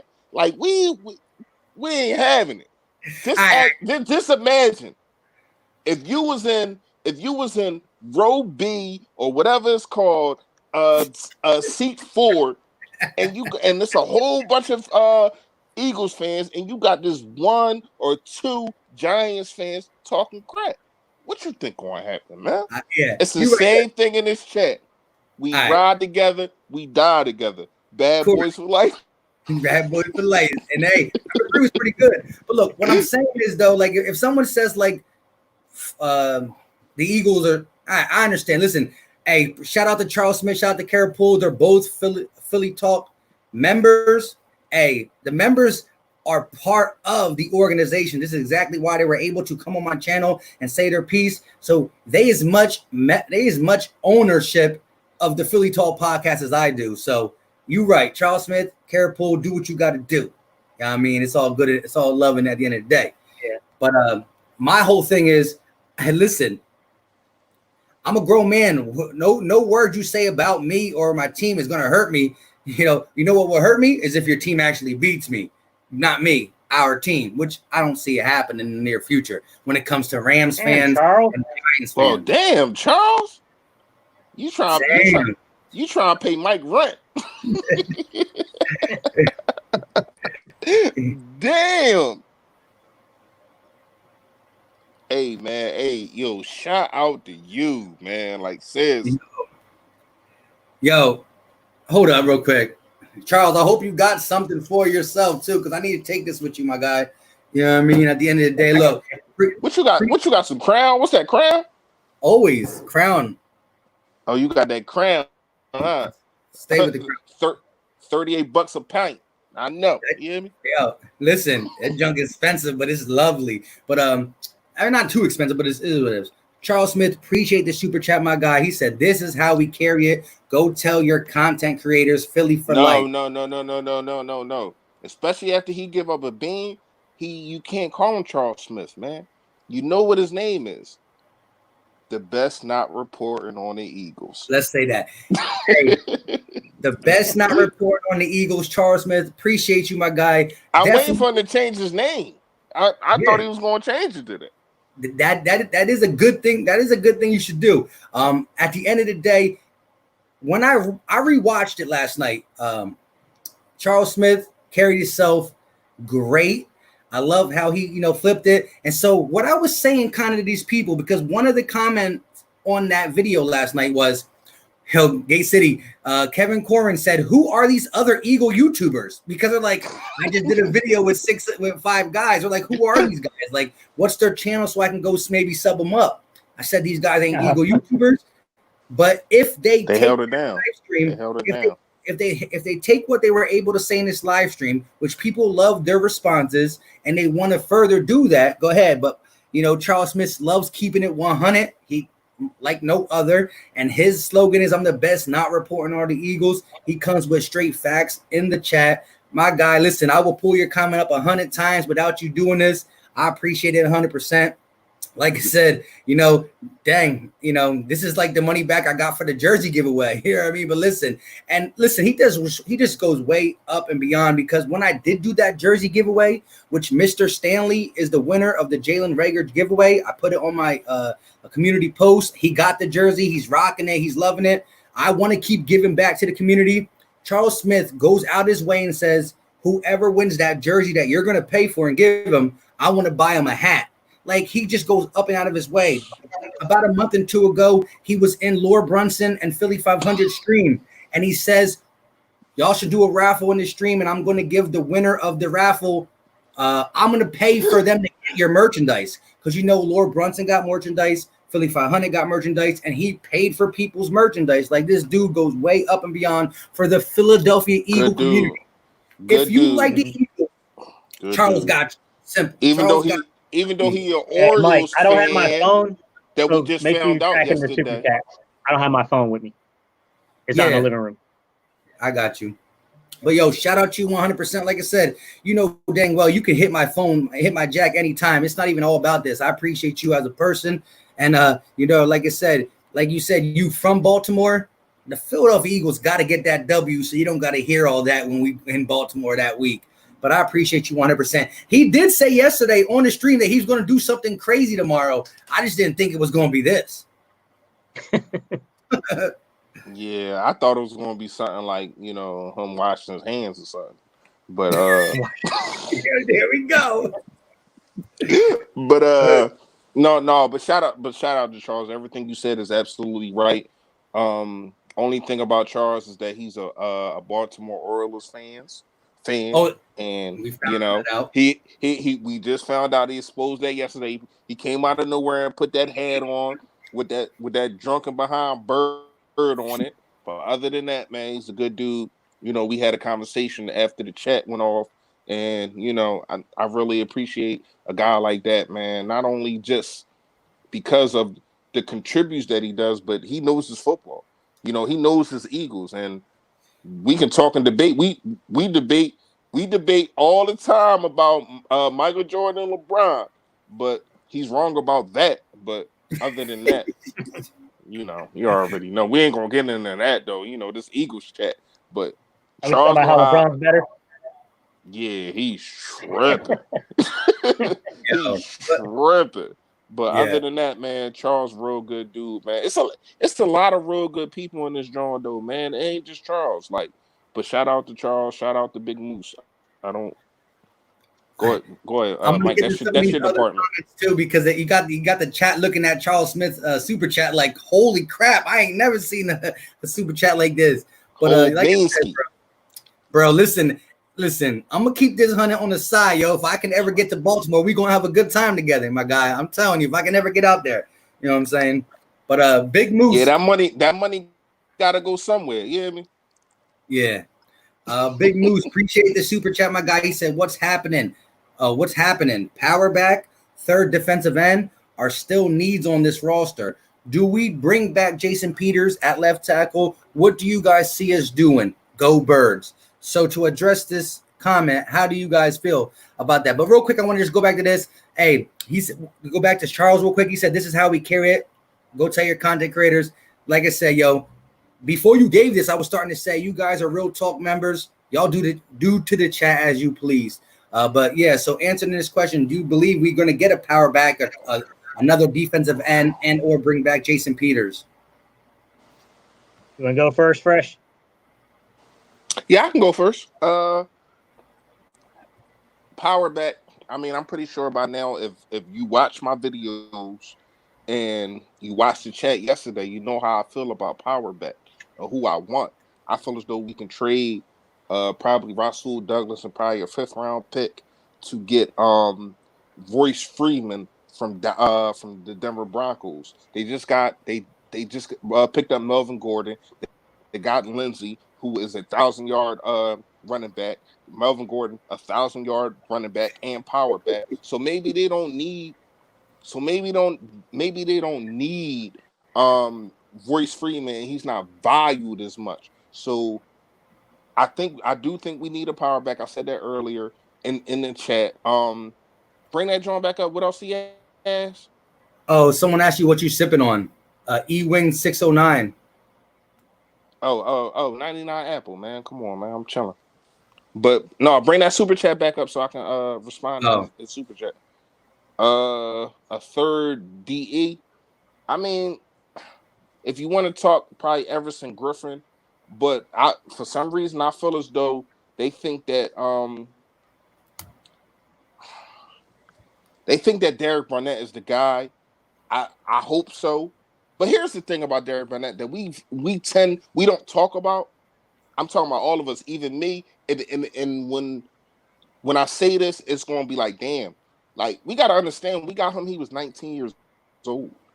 He's 23 years old. He's only 23. And he's been in the league 4 years. You know what I mean? So does he have growing to do? Yes. But does he have the time to do it? Yes. He's only 23. So maybe this is breakout season. Maybe they're banking on that. But me personally, I don't know. So would I try to get Everson Griffin? Because remind you, we have $29 million in cap space. You know what I mean? And that was the question that I wanted to ask y'all later about the cap space situation with the $29 million. Do y'all think that Howie Roseman is just going to try to roll it over because we 52 over the cap next year supposedly, or is he going to try to get somebody? And I still think you can get people. I still think you can get people fresh. Yeah, you can. I'm gonna go. I'm gonna go with what you said. I'm gonna go Royce Freeman over Leonard Fournette for one reason. The Eagles wouldn't give Jordan Howard $5 million a year. They're not gonna give it to Fournette either. Right. So I mean, to me, that's just they're not gonna do that. you look at a guy like Royce Freeman, his base salary is like $800,000. His cap figures like $1 million. Like, perfect fit. I mean, makes sense to me.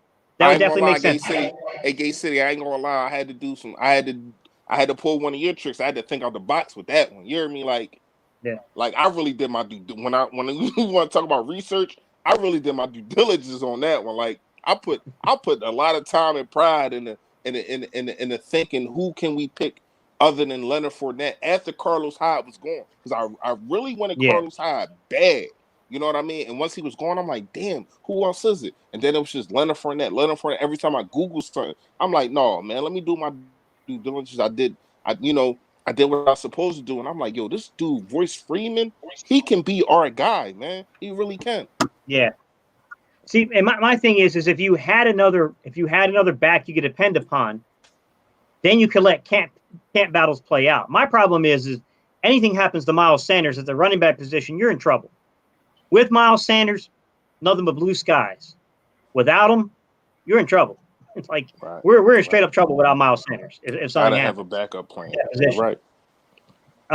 I like the Royce Freeman pick. I thought when you first mentioned that one to me, I was like, yeah, that one makes sense to me. That one makes a lot of sense to me. In terms of defensive end guys, if I were the GM, I would probably go get a veteran pass rusher. But I'm not the GM, and I can only go by what my gut instinct says about what the Eagles have done. And I think that goes into they want to see these guys play in camp. They want to know what they have first before they make a definitive decision. I think if they don't like what they see, they'll go get a veteran pass rusher. That's my gut instinct. But they're not going to probably make that move until they see these kids in camp. That's the way I feel about it. You've invested so many fourth-round picks at that position. They're banking on at least one or two of those guys panning out. That's the way I feel about like the Josh Sweats, the Millers, the Osmonds, the guys like that. Yeah, all those guys kind of combating. Jannard Avery, even though he was a fifth-round pick, we gave a fourth-round pick for him. Right. I would have loved to see Deshaun Hall, but Deshaun Hall's got an ACL injury, suffered in like week 17. I don't think he's going to be right this year. I doubt unless the Eagles IR him, I just don't think he's going to make the team. I mean, that injury is pretty significant to have in week 17 for a back of the roster. We can't just be IRing anybody because we already know how we get. Yeah. Well, you're right. You can only IR so many players too. So exactly, I think it's 7. That's why I said we can't just IR him. You know what I mean? But go ahead, Mike. I mean, that gets kind of difficult for me when you talk about Jason Peters. It's the role. Look, as a veteran backup, you're not getting a better veteran backup than Jason Peters. No, Hall of Famer. He's the best out there, no doubt about it. But I don't know that Jason Peters is going to be convinced to come in here and play the role of the backup to Dillon. I can't see that, especially when he knows somebody's going to get hurt in camp. But not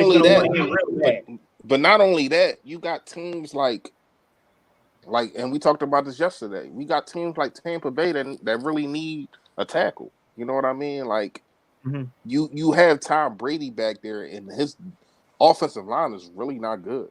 You know what I mean? So I don't know exactly what him and his agent are doing, but they're sticking out. It's a reason that he's still out there, and there's a reason that he hasn't come to the Eagles because he wants money. You know what I mean? And he's going to try to get money. Real quick before. Go ahead, Mike. I just wanted to say, I think you got guys like Jason Peters, even a guy like Nigel Bradham, who I think is less of a prediction because of what, I think there's like some beef between the coaching staff and stuff. But these guys presumably don't look like they're going nowhere. Huh? Mm-hmm. Why you say that? What do you mean? There's always been that talk with Nigel Bradham. They had like some kind of beef distance into the coaching staff. You talking about what happened in the beginning of the season when he didn't get on a plane to go to the preseason game? I think that, and then it just built up stuff throughout the season. I got you. But I want to say this though. I can see the lack of people who are looking for these guys like Everson Griffin, Jason Peters, the Nigel Bradhams. Davion Clowney's more along that bigger name thing, so I think he'll get picked up sooner than these other 3 guys. Do I think Everson Griffin can offer the same production? Yes, but talking name to star blah, blah, blah ratio. With that being said, I said yesterday on our live stream, I can see the Eagles going into whatever training camp we got, trying to fill guys out like TJ Edwards, like Andre Dillard, like Derek Barton, like Josh Sweat and Jannard Avery. And if in training camp and preseason, they're looking at these guys. Bring up Sharif Miller, man. Yeah, Sharif Miller we can bring in too. But if they're looking at these guys like, all day. if they're looking at these guys like, wow, they took that step that we want, then we fall back on any calls. But if we see Andre Dillard struggling for whatever reason, TJ Edwards struggling for whatever reason, a guy like Josh Sweat and or Jannard Avery or Sharif Miller off the rotational player struggling for whatever reason, you still got the available call to a JP, a Nigel, and a Everson Griffin. You know what I mean? So I think these are guys that we will not sign today, next week, but as we evaluate this team in training camp and or preseason and or injuries that happen early, they're only a phone call away. That's how I feel about them. I do not think they'll ever sign any of these guys. I said, just like, you know what, tomorrow, let's do it. Because what do you not know today that you can know tomorrow about your roster and these guys without physically seeing it? You're not. Right. You're not going to know nothing that you don't know now about them or yourself until you start to kind of see it with training camp once we get past this pandemic. So I can see them being a phone call away if it's necessary. But that could be for all 31 teams in the league, including the Eagles. Yeah, I get what you're saying about Jason Peters, but I'm kind of looking kind of different about Bradham. They really don't value the linebacker. I'm talking about the Eagles organization. They don't value the linebacker position as much. Probably since the fullback has left, like really been gone. Oh, wait. Real quick, just because that was up for whoever. Who's your NBA GOAT? He said his is Bill Russell. What is yours? Come on, man. MJ, man. 6 rings, never been to a game 7. Next. Gate City? Oh, man, that's tough, bro. Just your GOAT. Oh. Greatest of all time. I mean, you're saying just your GOAT. Come on, man. Wait, here's the thing. Just your GOAT. That is crazy. Yeah, just your GOAT. I mean, come on. I've been mine. This is why it should be an easy question. Wait. Bro, it's not fair, bro, because I'm never gonna name a UNC player. I'm never gonna name one. I'm never gonna name one, bro. I'm never ever gonna name a UNC player. Right, so you already know that cancels the largest name on the list. So same picking, I'm gonna get back to what I was saying. All right. Who your GOAT? Who your GOAT? Now get back to what you were saying. Who's your GOAT? It's not an easy question. Gay City said it. Oh man, come on, man. Y'all on some sucker stuff. What you even asked for? I'm confused. Anyway. It's a super chat. All right, I'm gonna rock with MJ. You better. But anyway, like I was saying, but like I was saying, the Philadelphia Eagles organization does not value the linebacker position as much as we might want them to do, probably because the fullback position has been probably diminished. I think only the 49ers use a fullback, and I think Baltimore. But this is how much we got to understand that the Philadelphia Eagles don't value the linebacker position. We had in the Super Bowl, we had Kamu Grugier-Hill, we had Nigel Bradham. This is the starting linebackers. Do you know who the third was? In the Super Bowl? In the Super Bowl. Quick question for y'all. Do y'all know who the third linebacker was? Yes, starting linebackers were? Hendricks. Nigel Bradham and in the Super Bowl? Yeah, no. I'm saying no to him. He said Kendricks. No, it wasn't Kendricks. It was Bradham and Najee Good, right? No, it was Bradham. Najee Good. No, I'm about to tell you. Let me tell you. It was Bradham. It was Kamu Grugier-Hill. But he didn't start though, did he? Yeah, he started. No. Kendricks. You're right, Kendricks. It was Michael Kendricks, and it was Janelle Ellaby. Y'all remember him? Yes. Yeah, Baltimore. He didn't start though. He started. I'm telling you, because I Why had who my Kendricks and then No. You right. All right, you right. You right about Kendricks. But Ellaby actually started in the Super Bowl. He was on the Yeah, please do. Because I had an argument that I lost and I had to Google it. I had an argument that I lost, man. I ain't gonna lie to you. I'm sitting there arguing. He like Ellaby started in this. I'm like, Ellaby's a bum. He ain't starting no Super. So that basically what I'm saying is, I mean, I know Ellerby started. I thought Ellerby started the Atlanta game, the divisional round game. He started in the Super Bowl. Yo, Fred, like the thing when they say their name and they college and all that, Janelle Ellaby came up. I'm telling you. Yo, Fresh, you know what I like to do? I like to do what you do too. Once I lose a bet, like if I say that didn't happen, and then you end up finding out you're wrong, I hold that close to my heart. So I like to put other somebody else. I bet you ain't know this, because if I ain't know it, I know you ain't know it. Bro, look, he's Googling. Look at his face. That's that wonder lick. The wonder lick. I'm telling you, man, Janelle Ellaby, man. Like, I think we got her from the New Orleans Saints or Baltimore. Right. Baltimore. Oh, it was Baltimore. It wasn't New Orleans. Okay. Yeah. And he was trash. He was bad. Hey, but at least I was right with Kendricks. Yeah, you was right. You was right with Kendricks. I don't know why I said Kamungu Hill, but you was right with Kendricks.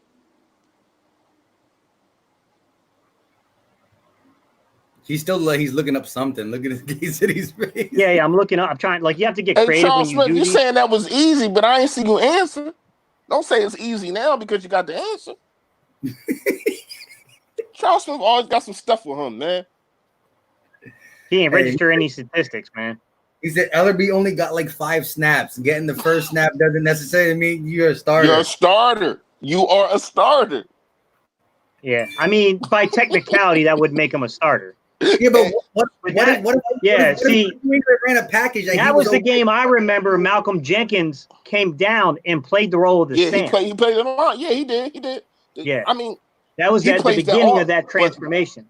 Yeah, exactly. He played that all the time after that. I was about to say that. He played that all the time after that. Because why? Janelle Ellaby is booty juice. You hear me? Like, so that's basically what I'm saying is, I only said that because you got to understand how much they respect the linebacker position, man.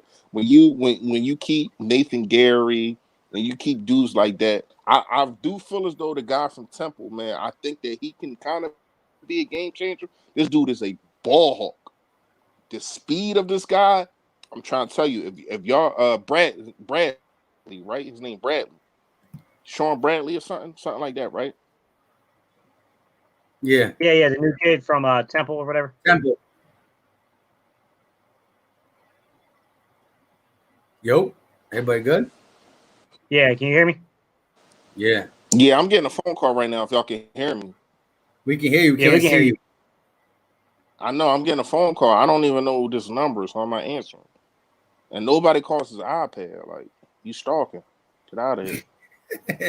All right, yo. But let's get back. I'm back. Y'all hear me? Yeah, you good. You good. Yeah, I can hear you. Can y'all see me? Hey, and no Bashir, I ain't no ghost. Get out of here with that. If you're gonna bring that up. I don't know about sharing this chat. You ghost now, you just disappeared on us. Yeah. Now you back. You ghosted us again. I don't Dang, Gay City just got ghost. What happened to him? Nah, I'm turning on the light. It was getting like to where I couldn't see. Yeah, I don't know about sharing this chat, but he always be trying to act like I'll be saying I'm a ghost or something. Get out of here, man. Yo, he loves that Casper joke, man.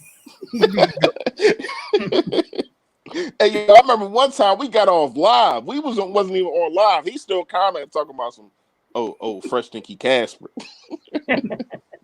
Yeah, that was funny. And listen, and this is at the end of the day. I know this happens. Look, there's probably new subscriber or new YouTube watchers who click on this live stream, right? Thinking that we're going to talk about Eagles, but we're in one of our 30 seconds to 2 minutes talk about some dumb, funny stuff. And they're not even talking Eagles and probably click right off. But at the end of the day, we're not here to please them. We're here to please the people who've been with us from day one, from hour one. You know what I'm saying? Right. And so when we were listen in a podcast that goes this long, why do you think so many people? Here come Gate City man. Hang on, I just saw it. City man. What Hey, do you say? What do you say JJ, today? and I'll answer it. I'll answer it, JJ. All right, who do you have leading the division in sacks? If you're talking about Oh, he individual, being nice today. Look at him. are you asking if you're referring to questions? individual, so Okay. sacks Can't and hear then who you. leads in scrimmage yards in the run from the running backs? All right, I'll start off with scrimmage yards. I'm going to say Saquon is a function of their offense I can't hear you. and the function of the team around him. You want to You pop can't out? hear me? You can hear. You can hear him, Mike. I can can hear me. you, but I can't hear him. Yeah, I can't hear him. Can you hear me now? I feel can like the hear me. Verizon guy. Can you hear Hey, me, Mike? chat, put a thumbs up if y'all can hear Gate City. I can hear Gate City. Yeah, but that don't mean the chat can, because I can't. He said I can't. No, sir. I just want to make sure the chat can. Hey, Mike, It's more should I important pull that Philly the chat Fresh? hear him. I hear him. Can you guys All still see me? What? Hey, chat, can y'all I'll pull hear Philly Fresh. Can y'all still see me? to the chat? Can you guys hear Gate City's Mike? Hey, can y'all hear me? Yeah, Kara says she can hear me. Yeah, Kara said that she can hear him. So all right, I'm gonna clock in Murph, and clock I can hear. out. Can you hear me now? Before I clock in and clock out, I know y'all can hear me. Hey, Charles Smith, yeah, I have to apologize. You did say Ellaby. Oh, okay. You got one. You finally got one. All right. Hey, Gates, leading the division in let's sacks. see if I can hear you before I clock out. Can you hear me? No, I can't hear you. All right. Whoa. All right, so get to this question. I would say Saquon's going to lead the division in running yards. This is why I'll say that. The reason I think he's going to lead in overall scrimmage yards, number one, he's more of a receiving back than Ezekiel Elliott is. Not that Zeke can't catch the ball. I'm not saying that. I'm saying Saquon's better at that function. I also think Saquon doesn't have the same talent around him that Zeke does, and that's going to affect Zeke's bottom line on the stats. That's true. If you're going to look at who's going to lead the division in sacks, I think that's a little harder. That's harder to say. I'll give you this. I'll go Lawrence in the time being just because we know what he is. I don't know what Michael Young's going to be, but I think he's going to be something special. Chase Young. Chase Young, my bad. Chase Young. The Redskins' defensive line could be a problem. That's the one that scares me because we could focus on Young and then forget all the other talent they got on that defensive line. So, I mean, it could really, I think you got to pay attention to Washington, man, because while I don't think the Redskins and the Giants are going to be real contenders against the Eagles and the Cowboys, they might eat up stat lines at certain things, like the defensive line play, the running back play with Saquon. Like, they could have huge statistical years. That's my take on it. I want to answer that question, too, even though it's not at me. I'm going to agree with you when it comes to Saquon because I believe that, I believe that Dak Prescott will be the starting quarterback for the Cowboys. There you are. Go back. I will believe that Dak Prescott will be the quarterback for the Cowboys week 1. I think he'll sign the franchise tag. I think Jerry got to get it together and figure out what they're going to do. But I think he will take the franchise tag and prove once again he's durable because he's never missed a game even with that shoulder injury. The receiver talent on there is so great. And on every video I've talked about, I said, look, I think there's things we can prevent. There's challenges we can present for the Cowboys, but the receiving core is by far top 3 in the NFL. You can't sugarcoat that any way you want. So that's going to take away from Zeke, even though Zeke, I think, keeps the ball running. I think Saquon, like you said, both catching and running. The Giants did upgrade on the offensive line. Their offense is good. I'll give it to Saquon. When it comes to sacks, one reason I could really put Chase Young there is because it's not like he's a stud defensive end who's going to be the only focal point there. No, Jonathan Allen, you got to watch him. Montrell Sweat, you got to watch him. Ryan Kerrigan, you got to watch him. So if he went to a D line that was kind of not good, they would just double and triple team him or with the running back chip and stuff like that. But he has so much talent on that team. It's going to be hard for not to be Chase Young. But I do think this. DeMarcus Lawrence had a great, great year, got paid $20 million and fell off. I think now with the new coaching regime, the new voice in the locker room. A lot of these players are going to try to live up to that contract. So I'll co-sign some Lawrence too, but I think Dallas does have problems in that secondary, which maybe Diggs, maybe these guys fix. But we got to wait and see. It's too early to tell. But I will say this. Gerald McCoy coming there is going to help out DeMarcus Lawrence. Yeah, I agree. But that's all we got for that. But CC, if you just talk, we listen. It's cool. It's all good. At the end of the day, it's going to be a battle that comes from the Eagles and Cowboys throughout the whole season. And I think our schedule reflects that. Like, we get a soft point at one time. Dallas gets a soft point at one time. So I think it's going to be a lot of up and down.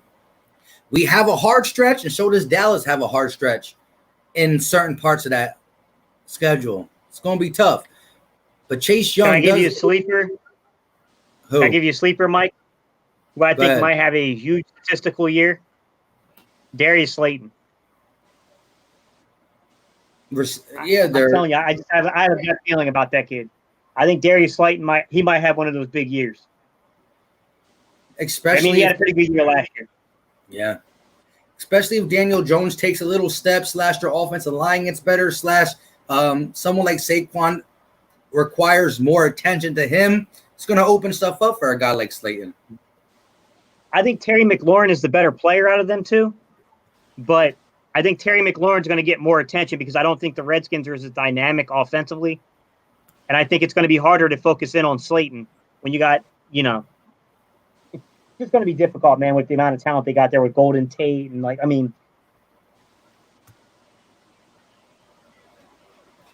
they have the back outside.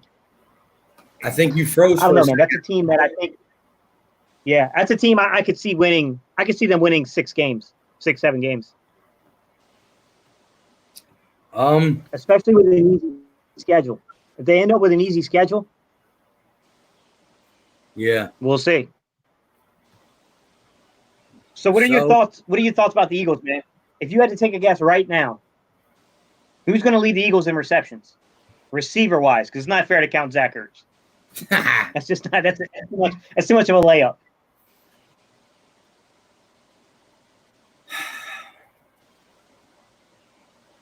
I mean, the only reason I just automatically don't say Deshaun Jackson when it comes to receiver-wise is because am I 100% certain he's going to be able to be healthy the whole season? I believe with what happened last year and what I was able to see from him the last 3 years before coming to the Eagles and playing double-digit games, I believe he can give us double digits, and double digits he could be. But there's a guy I'm going to say, I think Jalen Reagor. I'm going to say Reagor because I believe in his durability. I believe in the fact that Carson Wentz is going to look at him and try his best to grow a connection with a guy like that for this reason. Let's just look at this fact. Deshaun and Carson were really good in the beginning with chemistry, and that's all we saw was 1 game sample size. Because you can count the Chicago 2 catches or a catch. No, I don't count it. What did we see from Carson Wentz in the way he plays once the wide receiver group got young, got inexperienced? We saw him take over leadership. We saw him throw, to Alshon Jeffrey, to Nelson Aguilar, to Mac Hollins. He was only throwing to them when they got open.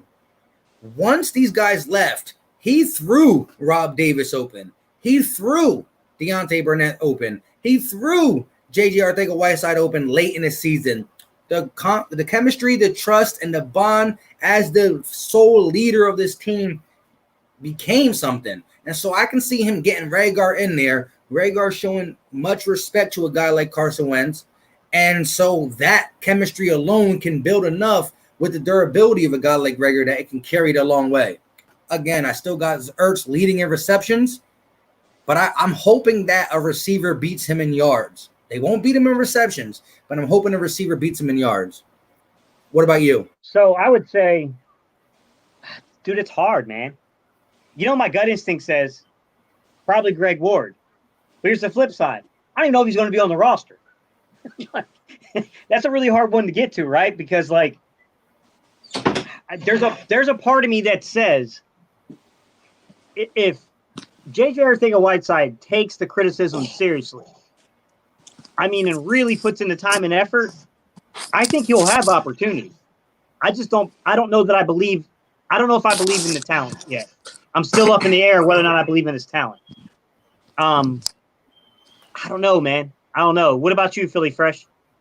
Who do you think is going to lead the Eagles in receptions this year? We talking at the wide receiver position or just solely the wide receiver position? Okay, because you know my answer was going to be. I'm gonna have to go. Rhaegar. I feel as though we got to understand how this organization is, man. The higher your pick, the more utilized you're going to be, even if we like it or we don't. So he was the number one pick. He's going to be utilized as the number one pick.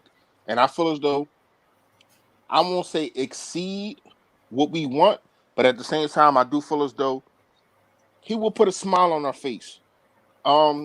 Gate City, I think you was the first person that really put me on this kid. Because it was kind of a battle between him and Mims. Mm-hmm. But now, hey Siri, I think he was the first person. Siri, that's for you, Gate City. My bad, Siri tripping. Hey, Charles. Wait, let him get this thing out of the way real quick. Hey, Charles.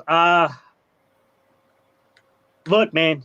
You know me being an NC State fan. There's nothing more I'd love to see than Duke really pay a severe penalty here. But I'm gonna be real with you. I don't think it'll be severe. Might they lose a scholarship or two? Possibly. Will they? I don't know, man. I'm really up and down on it, Charles. Part of me thinks they might get a 1-year postseason ban. The other part of me says, no way the NCAA is going to give Duke a 1-year postseason ban because it's going to hurt their numbers. It's going to hurt the amount of people that watch it. It's, you know what I'm saying? It's going to take away from their bottom line. So my expectation is they might lose a scholarship or two for a year or two. That's probably where I think the extent of it will be. But, I mean, I guess we'll see how much comes out about it. Like, how dirty does it look in the end? That's crazy that you just said that at the end because I was about to say that. With all this stuff going on, who knows if it might even be a college season. So I feel as though Duke is one of the top 5 organizations in basketball and NCAA basketball, that's going to get swept under the rug. I mean, if you really haven't done your due diligence, you wouldn't have known anything about it. Yo, get out of here, man. First of all, I had to take care of some business and it wasn't that kind of business. Hey, Mike, funny. He always, hey, Gates, you see what I be talking about? I pushed it about me. Listen, they said I look like Dallas Goedert. I put it. They say a bunch of stuff about me. I do it. He'd be just sitting there, joint up there for like 5 minutes. You hear me? Because I want you to see if you respond to it. But anyway, man, like I was saying, being as though they're a top 5 or top 3 organization in NCAA, they're gonna sweep that under the rug. Now, back what I was getting at was, damn, what was I talking about, Gates? What you asked me? The one on the screen. I'm saying under. I was trying to answer without disrupting you. Oh, you saying under? Yeah. I money wise, I'm optimistic. Yeah, I'm gonna him go to get under. over 6, I'm gonna go under. I'm gonna say 6 exactly. So I wouldn't even bet on it because I probably say 6 exactly. If I'm pushing it 7 or 8, but I'll go 6 exactly. Because I'm gonna tell you why. People ain't gonna be throwing this big play slate like that. Whoever gonna be on the other side, they're gonna see if he's gonna be barbecue chicken or is he gonna be able to hold his own. You know what I mean? But damn, Gates, you just asked me a question. I was just answering that. What was I just talking about? We were talking about like the NCAA tournament, whether or not there would actually even be a season and like imposing sanctions. When I first came in, you asked me something about football. Oh yeah. My bad, man. Yeah, we were talking about who do you think is going to lead the Eagles in receptions, not counting the tight ends? Oh yeah. Right. And I said Rhaegar because I feel as though They're going to utilize him. They're going to do a lot of things with Rhaegar. And he, like I said, he's #1 pick. So this organization makes sure that they try to get as much as they can out of their picks so they can look back and say, look what we did. You know what I mean? So sometimes it's not about like you got to understand, a guy like Greg Ward should have been ahead of Matt Hollins, but since Matt Hollins was drafted, they always want to prove to say, look at what we did. So I'm gonna go with Rhaegar. You know what's crazy is when I was telling Mike, I said I thought J.J. Arcega-Whiteside and Greg Ward Jr. would have the greatest chances, assuming they even make the roster. And that's my problem. Greg Ward Jr., I'm not 100% on him making the roster. I think he should be on the roster, but he's got to earn it. He's got to earn it, man. And but hasn't he though? But hasn't he? Right, but I'm saying you gotta keep earning it when you're in that. You know what I'm saying? That position, because right. When you keep you keep fighting. But here's the thing, like, hey Fred, go ahead. I just want to piggyback on you. I think he has earned it in the sense of now he should be respected as a quality receiver. Like, again, he's a practice squad guy who came up and did good stuff. But we also got 2 other practice squad guys in Rob Davis and Deontay Burnett. I think the little sample size we saw from a guy like Rob Davis and Deontay Burnett, I'm not saying that they can't be something in the league. You know, Victor Cruz was a practice squad guy who came up, did what he did, and became the salsa dancing king. You know what I mean? But what I'm saying is Rob Davis and Deontay Burnett, they played for us. But if any practice squad guys, when you look at the 3 of them, you got to say, we got to consider one of them a receiver threat. You got to put Greg Ward for what he did. So I think not giving him the automatic roster spot is what they should do. But what they should do is say, Greg Ward, you're a practice squad player. People look down at practice squad players. I'm going to put you in a category as you're not a practice squad player. You're a receiver. So now, whatever training camp and preseason we have, prove to us why we should keep you over a guy like Hightower, over a guy like Goodwin, over a guy like Watkins. Prove it to us. I think just giving him the chance to prove it is what he wants. Yeah, hey, J-Rick, we answered this one the other day. But I'll do it again. But these guys kind of convinced me the last time we talked, because I think I went with Tua. Then, like, I think Reese was like, yeah, man, but, you know, they got Fitzpatrick there. Tua may be right. He might not be right. Reports are conflicting about that hip. So I kind of have to back away from Tua, although I think Tua put him in the right offense, which I think Miami is the right offense for him. I think he could be special, but I think Burrow's going to have the most opportunity.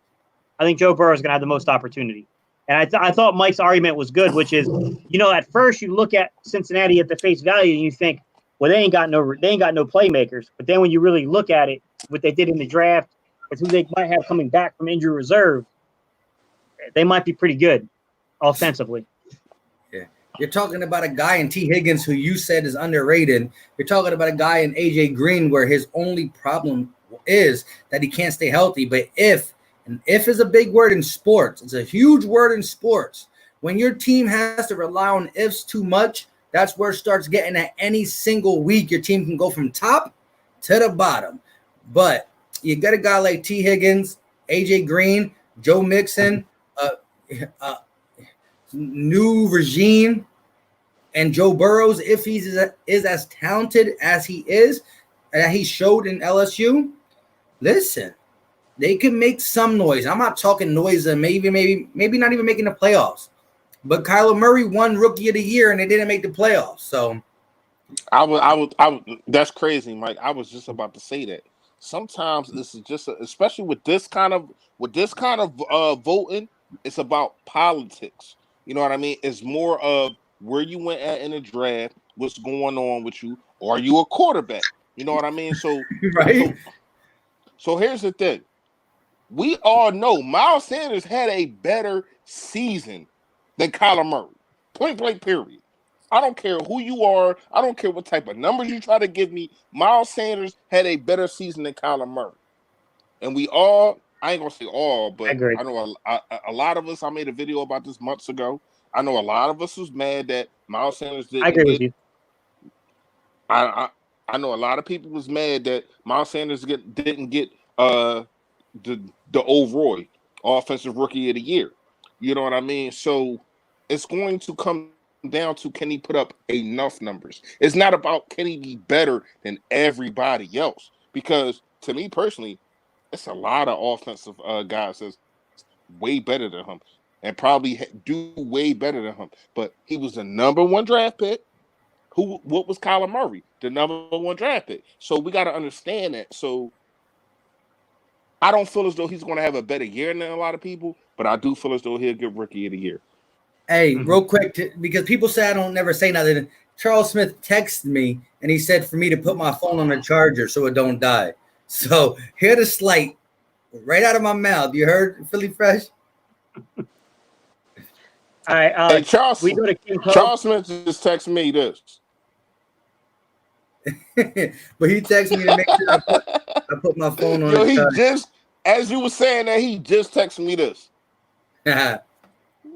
And we pull up King. Yeah, you got it. All right. King Paul, I'm going to give you my perspective on this, okay? So I agree with what you're saying. And I'm in line with you that when you look at the route running, the way they release off the line of scrimmage, how good they are sinking their hips when it comes to the top of the route stem, right? Creating that separation through the route running. I thought it wasn't even close that Hightower was not near Watkins in that regard.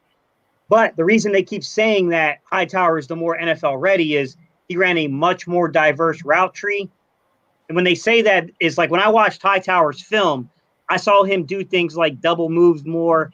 I saw him go to a little more like route combination. So you'll see him do things like, like a post seam, a corner post. He'll do, you know what I'm saying? Like he'll do those type of things to where there's a little more nuance to what they were asking him to do at Boise State compared to what you saw Watkins do. So I think some analysts feel that Watkins is incredibly talented, has a lot of speed, but some people are concerned that maybe due to the system he ran, the learning curve for an NFL route tree is going to be a big leap for him. I don't know about that. And I think Watkins has taken some hits because of his off the field crap with him that I don't think is a huge deal. I wasn't even aware of any of this crap until someone brought it up to me. I still don't know about it. Can you enlighten me? Apparently, like I didn't see anything major, but apparently he's being knocked for his off the field conduct. I didn't see anything like he was, robbing banks or crazy crap like that. He wasn't stealing. Walking out there with crab legs. Who, Watkins? Yeah, apparently he had some off the field stuff. No, I don't know what it was. He was bad in school. That's it. It was academic. He got suspended for 2 games. Yeah, I did hear about that. He got suspended for 2 games in his junior season, which he didn't play his senior season. He came out his junior year from the Golden Eagles to the Philly Eagles. But listen, let me just say this in a sense. I'm a believer that Watkins' potential is, I love it, I love it, I love it. In March, I made a video after the 40, and I congratulated him on his 40 time, but I also said like, and so I'm happy. A video in March, we go ahead and select a guy in April, so it makes me feel good about myself, makes me feel good about what I believe in, and at the end of the day, I will say this though. We knew that Quez Watkins was going to be a later round pick, but we said later in 5th or 6th, right? They picked John Hightower up in 5th, and they picked Quez Watkins in 6th. So when they picked John Hightower, in the back of their heads, they could have realized that maybe they can't get Quez Watkins, but they took that chance. So no matter what we think, no matter what tape we watch, no matter what we say, the tape that was watched by the Eagles scouts picked Hightower over Watkins. It's true. Because if that was the case, 5th is a late round pick, and they could have picked Watkins first, Hightower second. So they felt with their scouting report that Hightower was more important to the organization than Watkins. Now again, training camp, preseason, year after year after year, things can get proved differently. But off the top of the dome, the Eagles scouting report had Hightower higher than Watkins. So I believe that he's going to be a more impact player early compared to what my guy Quez Watkins going to do in the future. But let me ask you this. Let me ask you this real fast. Who were you more surprised that went at where they went at? Hightower or Watkins? I was surprised Watkins was still there. No, I had Watkins fifth or sixth. Yeah. I had him about same thing. I understand that, but I'm asking y'all, who are y'all more surprised that was still there when the Eagles got them? I was surprised Watkins was still there, man. I ain't gonna lie to you. I thought Hightower went where he should have gone, probably, given the amount of talent in this draft and the things he needs to work on. I would have taken him anywhere from the end of the fourth round to the end of the fifth round. I thought that was where Hightower belonged. Wes Watkins, I mean, he was deep. He was pretty late in the sixth round. So, I mean, I'll give it that, right? He was deeper in the sixth round where we drafted him, right? Yep. Mm-hmm.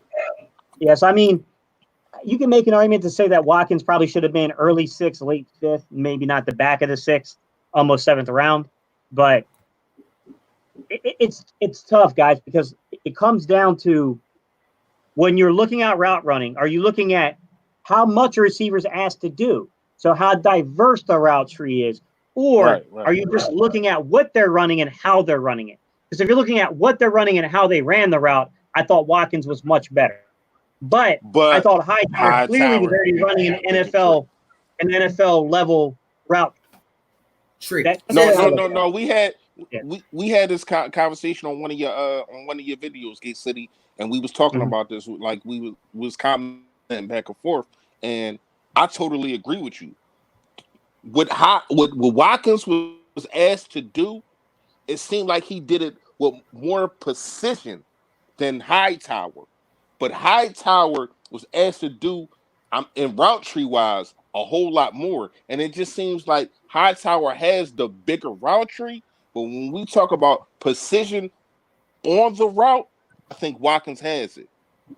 Yeah. Showing up 215 said, all I see is Watkins do is run go routes and post routes, but he runs them well. Yeah, I can defend him on this. I thought he ran slants, comebacks, he ran all of it. He just did. I didn't see him running like a post corner. I didn't see him I didn't see the full complexity of an NFL route tree. But when you looked at Hightower was definitely running those double route combos. Like he was running the thing you would see in the NFL.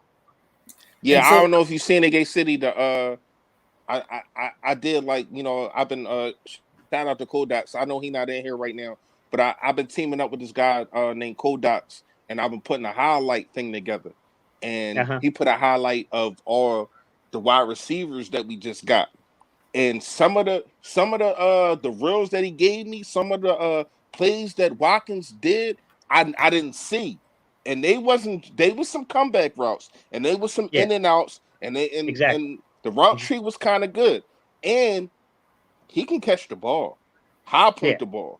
You know what I mean? I'm played in a very college level offense. Right. Yeah. Look, I want to say this real quick. Again, I think Hightower is more NFL ready right away. I believe his route tree is bigger. I'm not going to say who runs better routes, but I'm a believer in Watkins. I'm going to hold that until it proves to be wrong. But he said, fresh, I saw the exact opposite. Hightower ran more precision. Hey, and again, it's also everybody's a little bit different with the eye. Here's the thing. At the end of the day, it's not really what Gate City says. It's not what Philly Fresh says. It's not what Philly Mike says. The fact of the matter is, both these receivers were presumably supposed to go in the fifth or sixth round. And with that being said, on the Eagles board, Hightower was first. So whatever they have at scouts, if it's 1, if it's 10, if it's 100, they decided to tell Howie Roseman, I know we want them both, but take Hightower first because his possibility of going off the board is better than Watkins. Take him. So if that's their mindset, Hightower already has a head start to make the roster over a guy like Quez Watkins. Even though Quez is my guy, I'm being 100% real. I'm not the Eagles. Like, we talk about the Eagles and we do our homework. I don't got Lurie's number. I don't got Howie's number. You know what I mean? Maybe one day. Not really. But you know what I'm saying? So at the end of the day, they picked him over him. So, but training camp can change things. So we have to see that. And this is why I honestly believe that this training camp was like super important to a team like the Eagles. The Seattle Seahawks, their offense, everybody's coming back. The Kansas City Chiefs, their offense, everybody's coming back. The Green Bay Packers, their offense, well, they didn't get no playmakers. Everybody coming back from the Chiefs. I said everybody's coming back. No, Robinson gone. You forgot. Small place. I thought they re-signed him. No.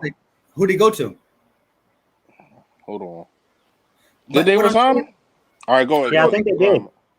My bad, player.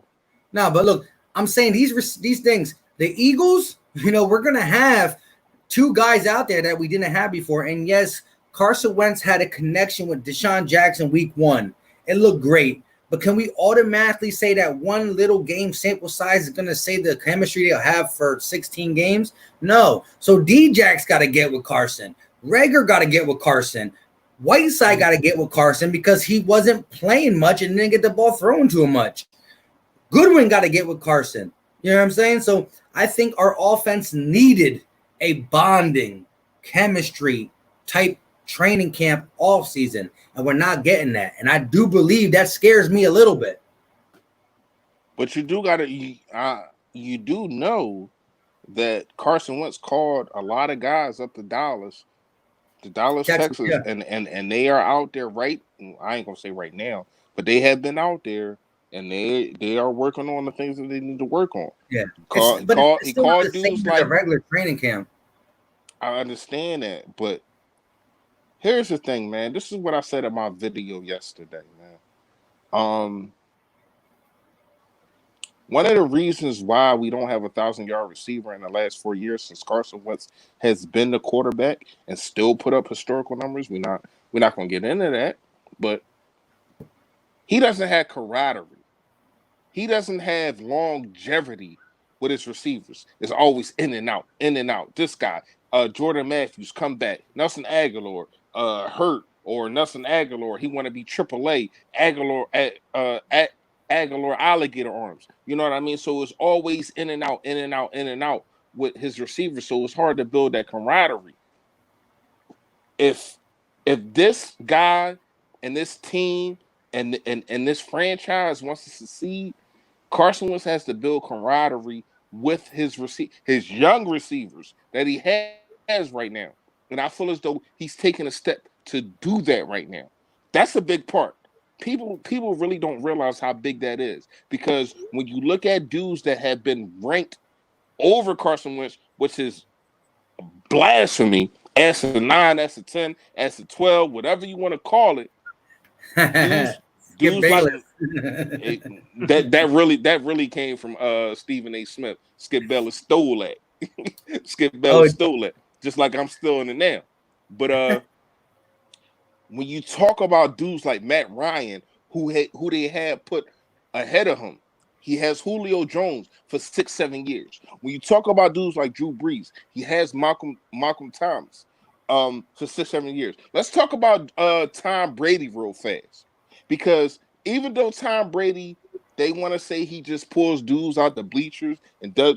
He didn't do what Carson Wentz did. But let me tell you why his season last year, he really did a slope, because we understand he doesn't have all pro wide receivers other than Edelman and dudes like that.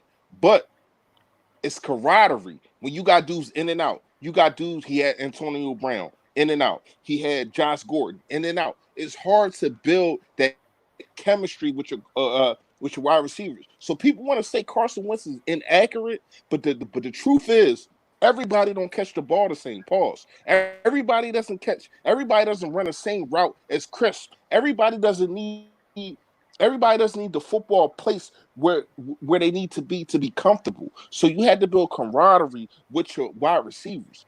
Carson Wentz has not had that since he's been in the league. It's only really one player that has been here the whole 4 years since, like I'm talking about straight at the wide receiver position, and that's AAA. Nelson Aguilar alligator arms. And are we going to say like he is that man? No. So when you got dudes trying to rank Carson Wentz as low as 13, you got to put that in perspective too, man. I'm just speaking facts. 100. But in a sense, I think the offense is still going to be able to get it together. I just really think that this was an important offseason for the Philadelphia Eagles because of the question marks. Let's just look at the whole thing, right? If we put out there who we think we're going to put out there, right? We have Deshaun Jackson on one side, who had a 150-yard game, 2 touchdowns with Carson Wentz, but 1 game. They still need to get together. Deshaun Jackson didn't play with Carson that much. Rager didn't play with Carson that much. Now we go to the defensive side of the ball. Don't forget the defensive side of the ball. You know, chemistry builds defense. Darius Slay's a great player, but in this scheme, he has to know what Ronnie McLeod's thinking, what Jalen Mills is thinking, what Will Parks is thinking, what the linebackers are thinking, what the scheme is about. They got to trust each other so when he falls back on a situation, he knows he has help. That's how you get miscommunication in the defense. So we got Slay new, Parks new, Wallace who can be a contributor new, linebackers who are new, a defensive tackle who is new, a slot corner who is new. We got players who are going to play big minutes for the Philadelphia Eagles who are new. Am I wrong, Gay City? No, you're not wrong. Look, they're going to have to establish a rhythm between all these new receivers and Carson Wentz, because timing and rhythm of these routes and when Carson needs to release the ball, you got to get in a rhythm, not even just the receivers and not just with Carson, but also the offensive line. The offensive line has to know the expectation for how long to hold those blocks. And all this has to come together, man. It's such an important component that's really difficult to measure and to say, you know what I'm saying? Like, you either have it or you don't when it comes to that aspect of things. That's the chemistry of any football team. That's why I was saying when I asked you the question about who you thought was going to lead the Eagles from the wide receiver position in receptions. It's not an easy question to answer, right? Because, I mean, we're not even certain who's going to be on this football team in terms of receivers. Real quick, let me just say this, though. Daniel Meyer said Slay has played in Schwartz's defense. I understand he understands the system, but there's different things. There's going to be things. Listen, when you play real fast, Mike, I'm going to let you go on. Let me just say this real fast. This is not the same system that Schwartz and Lions. Yeah, this is not the same system. He had linebackers. They might not have been good linebackers, but he had linebackers. Jim Schwartz is all about integral parts. He's all about matchups. He's all about, hopefully now, speed. You know what I mean? This defense is different, especially with the players that he got that I think that he wants. The only thing that he has different now is a lockdown corner. But we see the way that Jim Schwartz defense is. It ain't the one that they ran over there in Detroit. Yeah, and so go ahead, Mike. My bad. On that note, before I let Gay City answer Charles' question, it comes to this. The best defenses in the game normally play with each other for a multitude of years. The Legion of Boom, Baltimore's defense. You know, San Fran played a great defense, but the core was good except for getting Richard Sherman on there. But again, they also had a training camp.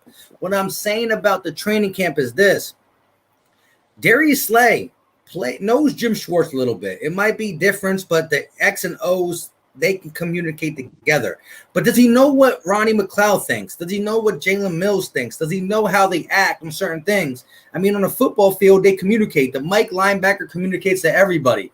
But Darius Slay can do certain things with his hands to let him know, I'm about to press up, so watch my back. I'm about to do this, so fall back a little bit because I got him. I'm going to give him some space. There's so many communications between secondary personnel that I want a guy like Jalen, Darius, Coleman, Parks, Wallace, because Wallace isn't starting, but I think he's going to play. Listen, we're going to play a lot of nickel and dime, and I think our dime's going to move up. I think we're going to have a lot of games where we're going to trust our front four so much, we're going to have one linebacker on the field, and we're going to bring in safeties instead of corners. So you're going to have Darius Slay. Let's just say Sidney Jones is that opposite corner. You're going to have Coleman. You're going to have Wallace. You're going to have Parks. You're going to have Mills and McLeod in the game, and only one linebacker, because we got tackling players. A guy like Mills can make a tackle. Coleman can make a tackle. Coleman can tackle pretty good. Wallace can hit, and Parks can hit. So I think we're going to do a lot of mismatch. It's going to depend on what the team shows. We think Mills is just going to play safety. No, I think we got so many versatile players on this team that we can mix and match a lot of different scenarios. But again, you still have to trust your guy behind you. You still have to know that, you know what? The Mike linebacker changes the play up. He talks to the mic. He says, instead of, I was going to drop back in coverage, but the play changed, so now I'm going to blitz. Does Ronnie McLeod know I'm going to blitz? Well, Will Parks is the first-time Eagle. I don't know his signal to let me know I'm going to blitz. So Will Park blitzes. Ronnie McLeod don't have his backup. Boom, it's a touchdown. It's a miscommunication. This is the stuff I want the Eagles to just be on a regular training camp to get them necessary chemistry. It's simple. No, you absolutely. All right, go ahead, Gates. No, I'm sorry, Fresh. You go first, man. No, you absolutely right about that. That's why I'm really glad that the beginning of our schedule is kind of like the easiest part of our schedule. You know what I mean? Like, a lot of people got us going 3-1, 4-0, and that's when you can build that camaraderie. Like, it's enough practice. Practice is practice. Gate City, I know you know, quarterback coach. I've been running back. I played quarterback for one season, so we know practice is practice. But ain't nothing like that game speed, especially at the NFL level. I don't know nothing about that, especially at the NFL level. You know what I mean? So them 2 to 3 games is really when this defense is going to get to know each other, because it don't matter. It don't matter who you are, what team you are. If you got new teams, if you got new players on a team, it's still going to be it's still going to have to take you to have game experience with each other. Now, Mike, what you just said is absolutely right. I want to say about like 2 weeks ago, I put out a video saying this defense is a positionless defense. This defense is turning to the NBA. Like, it's not your linebacker. It's not your safety. It's not your corner. It's we got dudes that can do whatever, and we're going to put them together. You do this. You do this. That's your guy. That's your guy. That's your guy. Make sure that's your guy. You know what I mean? And I feel as though, I want to say this again, man. I feel as though the Eagles are getting ahead of the curve. I'm not sure if that's what it is, but the way I'm looking at it, when you got dudes that you got to face like Lamar Jackson, Kyler Murray, running quarterbacks, you know what I mean? So it's like I'm not going to say we really diminishing the linebacker position, but at the same time, if I could put 3 safeties out there, if I could put 2 corners, a slot corner, 3 safeties on the field, and all of them can tackle, you ain't getting nowhere. We don't need big bulk, because we know what you're trying to do. We know what you're trying to do. Your quarterback, especially with like Lamar Jackson, you know what I mean? Like, Lamar Jackson is not, even though he's a big guy, he's not going to be able to just truck everybody. You know what I mean? So I just want to say, man, I feel as though this defense is positionless. Go ahead, Gate City. Charles, I'm gonna be real. I don't know. At this point, I really don't know. Defensive line, I think it's pretty obvious it'll be Graham. Graham's gonna play one DN role. Barnett will play the other. Your interior will be Hargrave and Fletcher Cox. What question are you on? He's asking about the starting lineup for defense. Oh, okay. If you look at the linebackers, I think it's a mystery, man. Right now, if you were to ask me, I'm going to say it'd probably be Nate Gary and TJ Edwards. And who's I'll that say third this. guy who play base package? I'll say this. If we played base package, I'm hearing that this team is higher on Duke Riley than I realized. I can't remember who it was. I don't remember if it was Ruben Frank. It was somebody. Somebody said that. You don't like Bradley?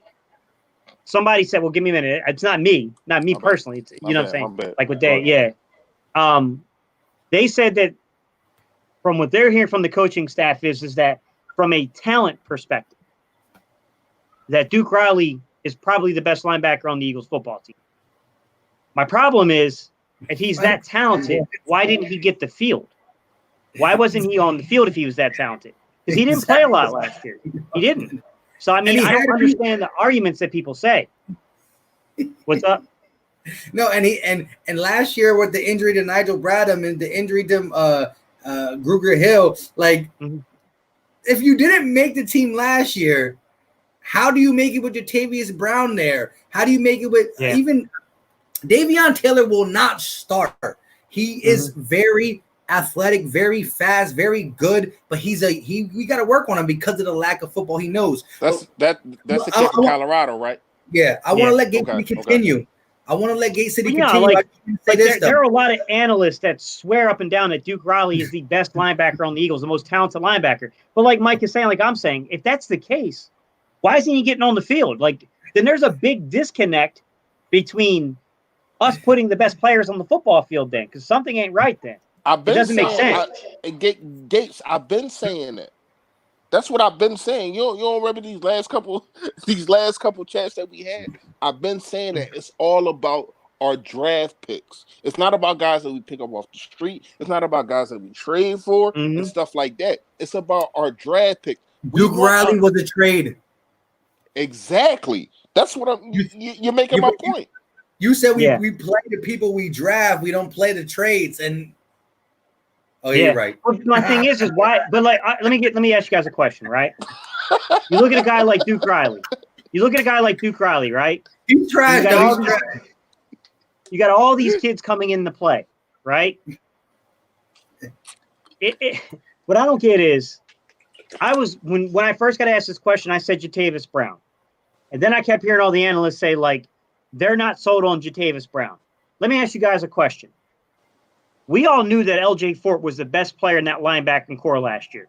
You could clearly see it in preseason. If he wasn't the best, he was certainly the second best behind Brown. Say it again. LJ Fort. Okay. How the hell did he get out of here? I don't get it. Like Charles, that's the problem I have is that my eyes will tell me one thing, like this player is the better player, but either the position coaches or Schwartz are making unilateral decisions, and they're not putting in the best players. I don't know what's going on. Because there's no way anyone's convincing me that LJ Fort shouldn't have been playing last year. It's crazy to me he didn't play. And we also got rid of somebody else. Who do we cut like week 5 at the linebacker position, man? I can't remember who it was, man. And he was like a thumper. He wasn't a coverage guy, but he was a thumper. It wasn't LJ Fort. Who the heck was it? It's somebody that we picked up, and we cut him by like week 5, man. Are you talking about Zach Brown? Zach Brown. No, was it Zach Brown? Yeah, from the Redskins. From the he was the one who said that Kirk Cousins trash. Kirk Cousins lit us up, and he got canned. Exactly. As soon as Kirk Cousins, and I'm not just going to say that's really why he got cut, but that was crazy. That's crazy that he opened his mouth. Hey, real quick though, shout out to Victory. Wait, real quick. He said Riley looks so talented because our linebacking core is so bad. Well, yeah, that's part of it, of course. But he's still the most. I mean, he's still the most like. Of course, now look, guys. These are my words. These are my words. These are other analysts' words. They're saying that Duke Riley's the most talented linebacker. But you ain't talk. You still ain't talking about Bradley for me. I feel as though this guy has the most talent at the linebacker position. Now, is he the size of your regular Mike linebacker, middle linebacker, or whatever linebacker that you want to call? But when we talk about a guy with the speed, the raw talent, this dude Bradley from Temple is a problem, man. When you look at his tape, He's a problem. What you think Yeah, about I mean, guys, I know that LJ Fort was released because of the compensatory pick formula, but still, you could, like, any of us who were watching the game last year, the preseason, were watching camp, it was so obvious LJ Fort was one of the best options we had. Like, he was so far above and beyond all the rest of these kids. It just, like, sometimes I think we get fancy for our own good. Like, you're picking dudes you don't even know that can play in the league. You know what I'm saying? Like, it's Bro, crazy. listen, week one. It's crazy to me. LJ Fort would have been a solid football player. Hey, I don't get it, man. Vic. I don't get it. Hey, Vic, thank you. You're the only one to answer my question. I appreciate it, man. He said Bradley would be handled if he was put on the out there this year. Mm-hmm. And look, this is what I believe the week one linebacker core is going to look like. It's going to be TJ Edwards in the middle. And to the left and right, you're going to have Nate Gary and Jatavius Brown. Jatavius Brown, we signed him in the offseason for a cheap deal from the Chargers. Mm-hmm. His problem on the Chargers is he didn't stay healthy. Could he have made more starting appearance if he was healthy? I don't know. Is he going to be healthy this year? I don't know. But if he's healthy, I think it's going to be that. Now you're going to have Edwards, Gary, and Brown. You're going to have guys like Bradley, guys like Taylor, guys like Riley in the background. Could it change? Maybe. But I think week one, there's no reason why you won't go with that formula. But also, let's remember this. As I did in my last video about the defense, we only play base package 18% the whole year. So you're not going to see much of the Eagles defense throwing out three linebackers unless you're probably in the red zone. If you're not in the red zone, you're not doing that. So you're going to see two linebackers all the time. And then again, if it's a defensive play that we're like 3rd and 11, then you might see a guy like Davion Taylor come in, who is not a linebacker who played all game. But why is he in the game? Because he's about to spy the quarterback. Your job is to make sure Russell Wilson doesn't scramble for this 3rd and 10. You're 4.38, bro. You're almost as fast as Denzel Mims. If some of these kids are really Russell fast. Wilson decides to run the ball, get him. So, well, here's my thing, Mike. We spent all this money, we spent all this draft capital. Let me state it the right way. We spent all this draft capital to go get players with speed. And by the way, Jatavius Brown can really run too. And by the way, so can Duke Riley. All four of those guys that we, from Jatavius Brown to Duke Riley trade last year to the two kids we drafted at the linebacker position, the one trait all four of these kids have in common is speed. They're fast. All four of them are very fast. Now, my question is, and you guys chime in because I'm still weighing it in my mind too.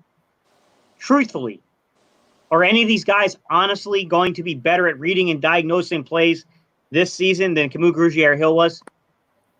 No, I was big in bringing him back. What do you think?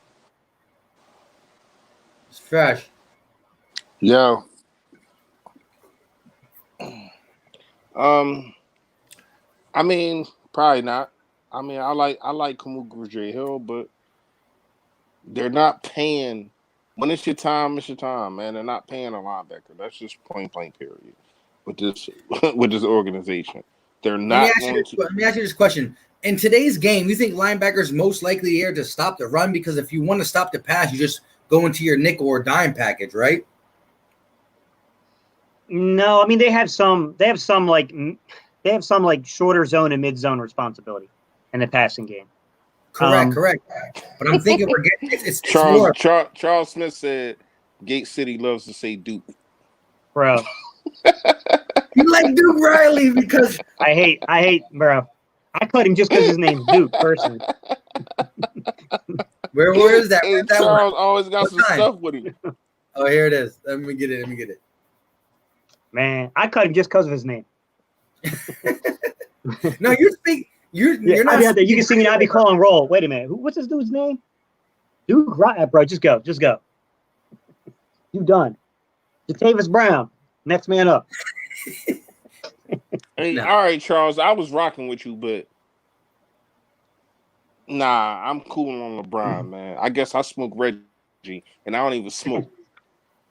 He he really on LeBron, man. Like, come on, man. Let me say You this. know Let me who the say this. GOAT is.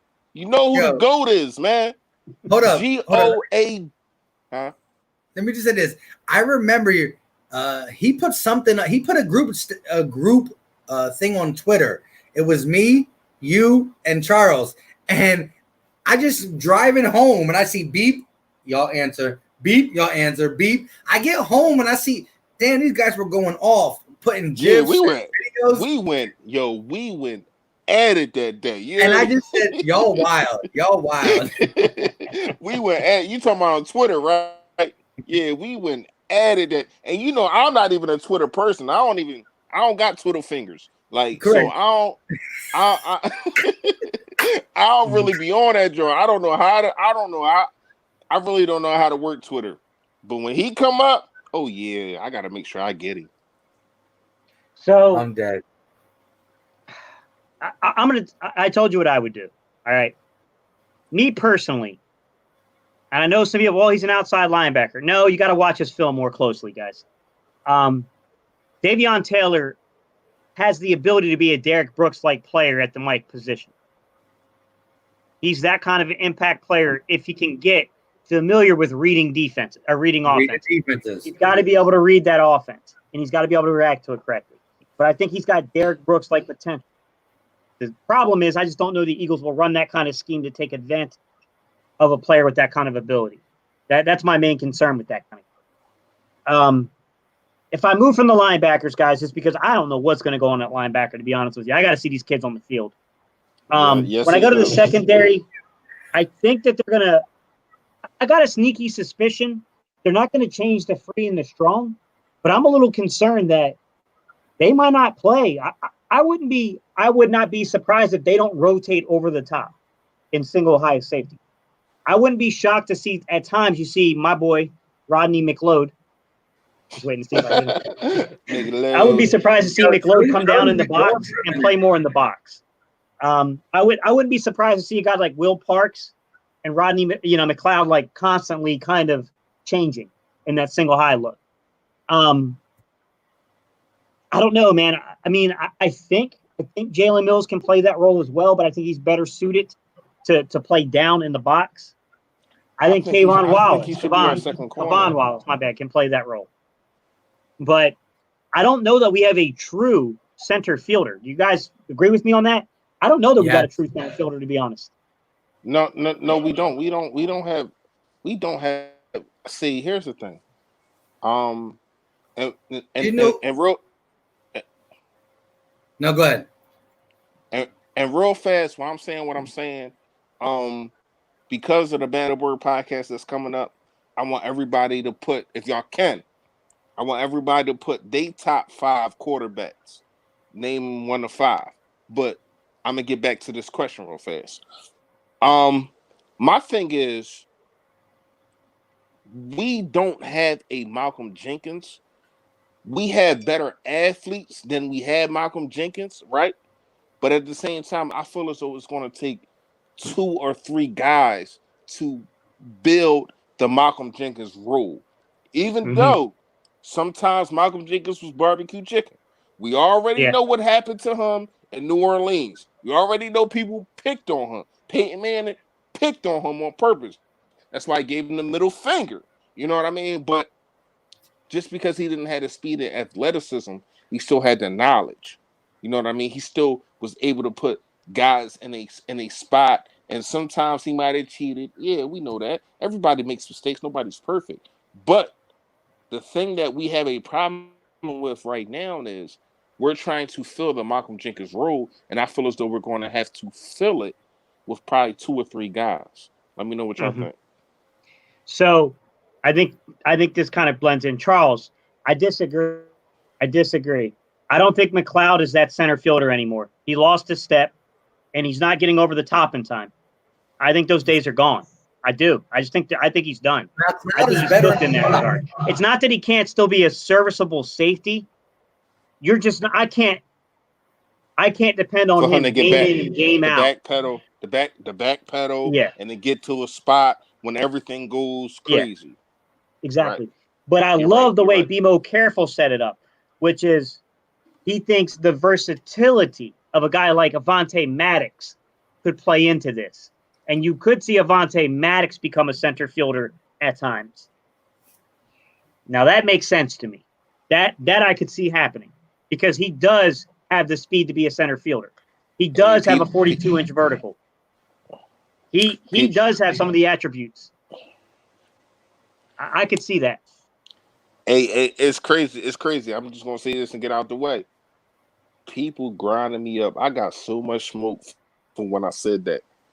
I made a video about this, and I basically was saying Michael Jenkins, Maddox can be the next kind of Michael Jenkins, like playing in the box, stuff like that. Man, you know how much smoke I got from that, man. But I agree with you. Mm-hmm. I agree with you. But it's just that Maddox he's my height, 5'9". It's kind of that's why I don't never want. A lot of people want him to play on the outside. I don't never want to see my Maddox on the outside. He's just too small, But the man. 42 Even though he got all the heart. in terms of like a 6'1", 6'2" kind of guy. Yeah, but that don't mean nothing if you can't jump. That don't mean you got to understand why receive. I'm not saying he can't. You got to listen to me, Mike. Mm-hmm. You got to understand. Receivers are always going to get the benefit of the doubt. So if Maddox is trying to go for a jump ball, and a wide receiver that is 6'1" or 6'2" grabs his shoulder, elbow, his whatever, and jumps up and grabs the ball, it's not going to be offensive pass interference, and that's not going to be called probably 90% of the time.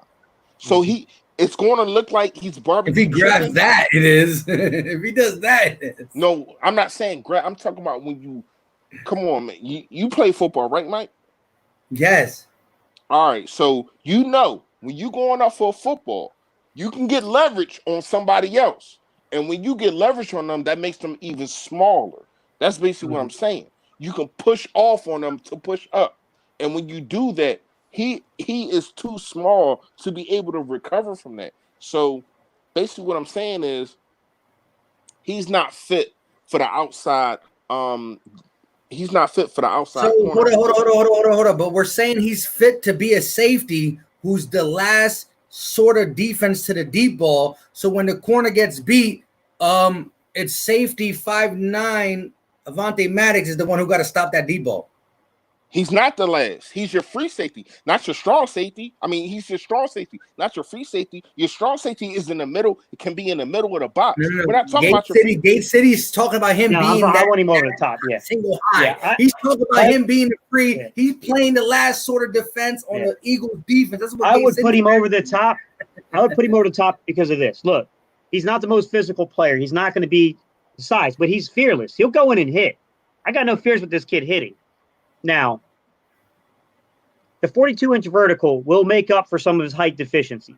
Because there's not a lot of dudes jumping that. I don't know what he can do on the outside. I don't know. I mean, I thought the game they put him in Green Bay, it looked really bad.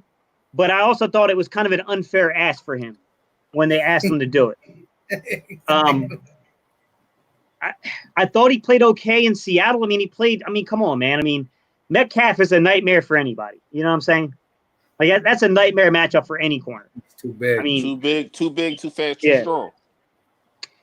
Charles, there's something you're saying here, and I see it, but I don't want to over reveal because you asked me to do a video, and it ties into the video, and it might reveal too much if I do it. Oh wait, pull that up. I gotta see what he's saying. Damn, Fresh, you 5'9". 920. Hey, sure enough, how tall you thought I was, man? I'm 5'9". I was a running back. Like, if I was a little bit taller, I would have been a receiver. Nah, it's not that one. It's 920, Mike. Nah, down.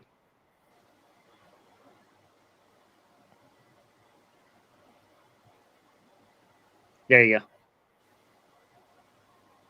I don't want to say too much on this, Charles, because it'll give away some of that video you asked me to do. It'll give away one of the central themes to that video. But yes, you're hitting on something. Yes. Fresh. No, I seen it. That's why I laughed. Somebody else said they thought I was 6'1". Only in my dreams. I wish I was a little bit It's only tall. in my dream. You be dunking. You be dunking, right? If you were 6'1", you be dunking. Yo, you know what's crazy? I can dunk. Oh, I really for can real? dunk. Yeah. Like I'm athletic than a mug. So you man. got some ups. So what's your vertical? I'm athletic than a mug. I can really dunk, man. I ain't What's gonna lie your to you. vertical? Nah, but I yo, don't Fresh. know. I ain't No, I know. You're not What? like this. With jumping up and but Fresh, what I was trying to say is, I think Gate City was putting things, but again, I will say this: when you are matched up on the outside with a guy, you're a one-on-one, and even a short 10-yard pass, you can get more bully with leverage, like you said. I'm gonna give you that when you talk about leverage. You all right? What's wrong? Oh, Murph. Switch that, bro. Switch that. Well, what happened? What I missed? My bad. My son. He thinks I'm taller than Mike. I'm not. Mike's I'm taller than me. exactly 5'11", bro. What's up, though? Mike the tallest in the group, yo. I'm 5'11". What's up, though? It might not seem like it because he ain't got that girth. He ain't got the girth, but Mike the tallest in the group, yo. He is. I don't know why he doing that, but All right, let's stop it. Let's stop it, though. No, let's stop it, though. No, but you're right. Look, I'm 5'11", bro. But listen, hey, I wish I was a little bit taller, too. But look, back to you, Philly Fresh. I understand, again, the leverage that can be played on a guy like Maddox on the outside is crucial. It will limit your athletic ability to go up and get the ball. You know what I'm saying? And that's why Rager at 42-inch vertical, at the same, who's only a little bit taller, is able to get up there a little bit more. But yeah. I'm looking at the comments too. I know. I'm starting to look at it too because people try to come at me about dunking and all that, but we'll get into that another day. Listen, his next video, you know how he always does like a little, 8-second scene before his little Eagle logo go on. He's gonna be like this. Yeah. Nah, I can't do that. All the gyms is closed. 6'4", but I got. How big is this chair I'm sitting in? Somebody thought you was 6'4". Like a foot shorter than that, bro. Yeah, my man Gate City don't even be on a chair. He be on his knees, and that's how tall he is. Hey yo, pull up Marcus John. He said, "I'm 5'2" and can windmill 8-foot run." I'm with it. I ain't mad at the game. Hey yo. Hey, shout out to you, man, to be able to windmill, man. That's what's up. But real fast though. I only got one comment. I asked everybody to let me know they top 5 quarterbacks right now. Who y'all feel is going to be top 5 in 2020? And I only got one comment. It's all the way up there. I can't even find it, man. But listen, I want everybody to comment. We still going to keep the chat going, but I do want to know your top 5 quarterbacks. Who y'all think going to be top 5 in 2020? Hey, Victory, I got that video coming, bro. I saw your comment. I got it coming. I just didn't want to do it right after we did that live because everyone like, yo, Gate doing too much, bro. He stayed up all night working on that video. Wonderlick, right? Vic 3, get the heck out of here. Ain't no Sprite commercial over this joint. You hear me? Not Sprite video, Sprite commercial. Ain't no Sprite commercial over this joint. Seriously, man. I'm athletic than a mug, man. You better, hey, my sir, better ask my son. You hear me? He'll tell you. Yo, King posted I'm white. I only dunk donuts, not basketballs. They trying to say, hold up, can y'all hear? They trying to say I can't dunk, dude. Tell them I can dunk. You can't dunk. Get out of my room. He said out my room. He's fired. He just wanted to come on this joint and be funny. I can't. I'm gonna post a video now. I gotta post a video. Man, you got to your vertical's better than mine, bro. Yo, hold on. Why are you asking with so much confidence? Because I didn't think he was gonna be a hater. Like I didn't think he was gonna be like you gotta understand. My son is funnier than me. Like y'all know how I am. Y'all know I'm a funny bull. He is funnier than me. Like he wasn't about to give you the respect, right? He knows. Yo, when I say he a joker, he's more of a joker than me, man. So I thought he was gonna be real because we live. You know what I mean? Like, yo, nah. but you said, yo, listen, rewind this. You were like this, yo. Tell me I can dunk. He's like, nope. He's like, get out. Because once he said it, I seen his face. I know my son. So once I said it, he like, yeah, I'm about to lie on this one. So I'm like, get out, man. Just get out. Damn, Mike, he thought you was small as hell, bro. 2020 I thought Mike was like 5'7", Gate 6'4", and Fresh 6'1". Yo, bro, what's up, though? I'm about to stand up right now. Let's go. Hey, look, I'm 5'11". When we see my driver's license, what's up, though? Like, I got it. See my driver's license. It's in black and white. And Carapool, Mike in there trying to bribe the DMV to put a bigger height on there. Nah, man, I'm 5'11". Yeah, right. I'm all like, they're all like 5'10" and a half. I'm like, what? Hey, Carapool, real fast. I just want to know. I'm watching these top 5, man. Shout out to all of y'all for putting these up. Carapool, I got you, Vic. I just want to know what why Lamar Jackson, because he only had 1 year. I can't put him on my top. Is he in my top 10? Yeah, but I can't put him in my top 5. Carapool. She did a top 10, 5? Yeah. She said Mahomes, Wentz, Wilson, what time? Jackson, and I don't know. What time? 9:32. 9:32. Yeah, that joint. I don't know how to do all that, bro. I don't know. I just see the comment. All right, I got it. I like Jackson, but I just feel as though the way that he plays will not sustain because the league catches up to you. With only 1 year, I can't put him in my top 5. Now, if y'all want to put him in your top 5, I understand. I can't agree with it, but you know, we agree to disagree. But what I'm saying is, Lamar Jackson has not proven to be a top 5 quarterback only after 1 year. I'll spare you guys the suspense of this. I promise you. One of the topics you will hear discussed on the upcoming podcast. One of the ones you're going to hear discussed in the upcoming podcast is, I don't think that we're in unison when it comes to Jackson. I think you're going to get I think that's going to be one of the, when we get to the top 5, that's going to be one of those issues there, guys, where you're going to hear us not in agreement, which I know isn't normal, but if you knew us better, bro, we had disagreements all the time. Go back real fast so I can read that, Mike. My bad. Which one? But I hear you, Gay City, and I can kind of feel you coming from, because I haven't heard your response. I got mine. Yeah. I haven't heard your response yet. To everybody in this chat, I did not hear Gate City response. I did not hear Philly Mike response. So they haven't heard mine. So we don't know what's going on. I just want to hear y'all's real fast. Mm-hmm. Damn, Mike, you didn't. Hey, real quick, Philly Boy said, Philly Mike, I found you for Philly 500. Yeah, it was a great live stream we did together. And like I said, my last 3 videos have been now live streams. Normally, you'll never see me have 3 live streams in a row. I normally do 1 live stream throughout the week, 1 live stream on Saturday with my guy, Steve Hayter and Reese, who go by Philly Fresh and Gate City Sports Talk. So go check them out too, Philly Boy. Normally, I put out 3 to 4 regular scheduled programs throughout the week, and I go live once on a week and once with the 2 guys who are on this screen. So check them out, Philly Boy, if you don't know about Gate City Sports Talk and Philly Fresh. Definitely.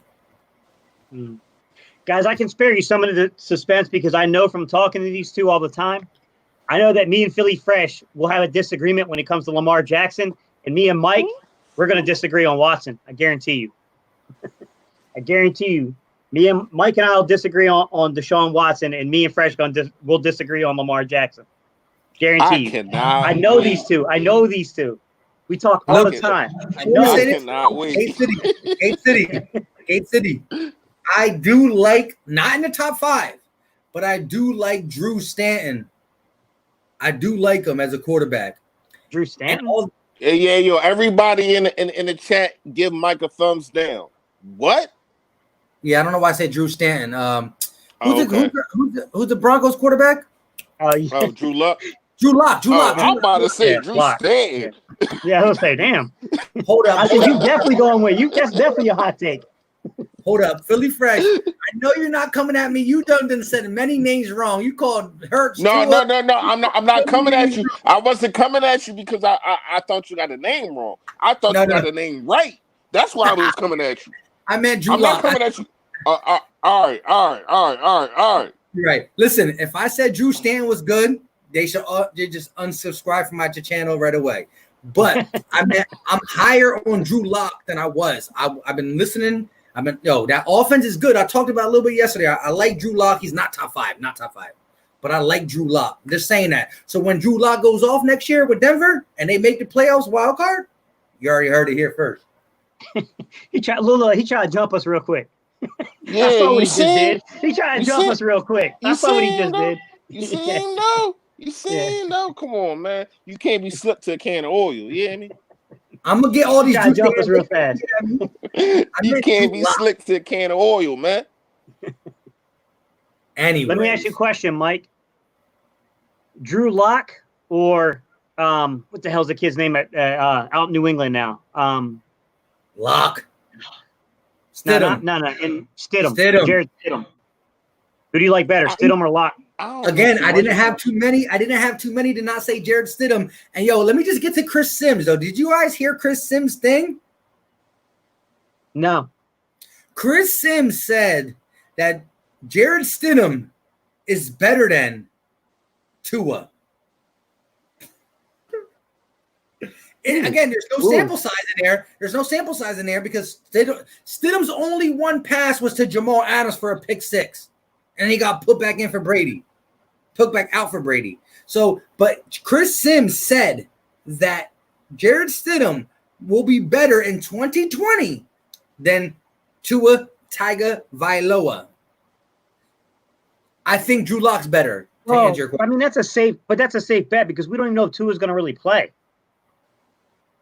You know what I'm saying? I don't think he actually said 2020. I think he meant overall. Hey, Charles Smith, what is this list that I'm looking at? What time? Like a minute ago. He said Cam, Cat.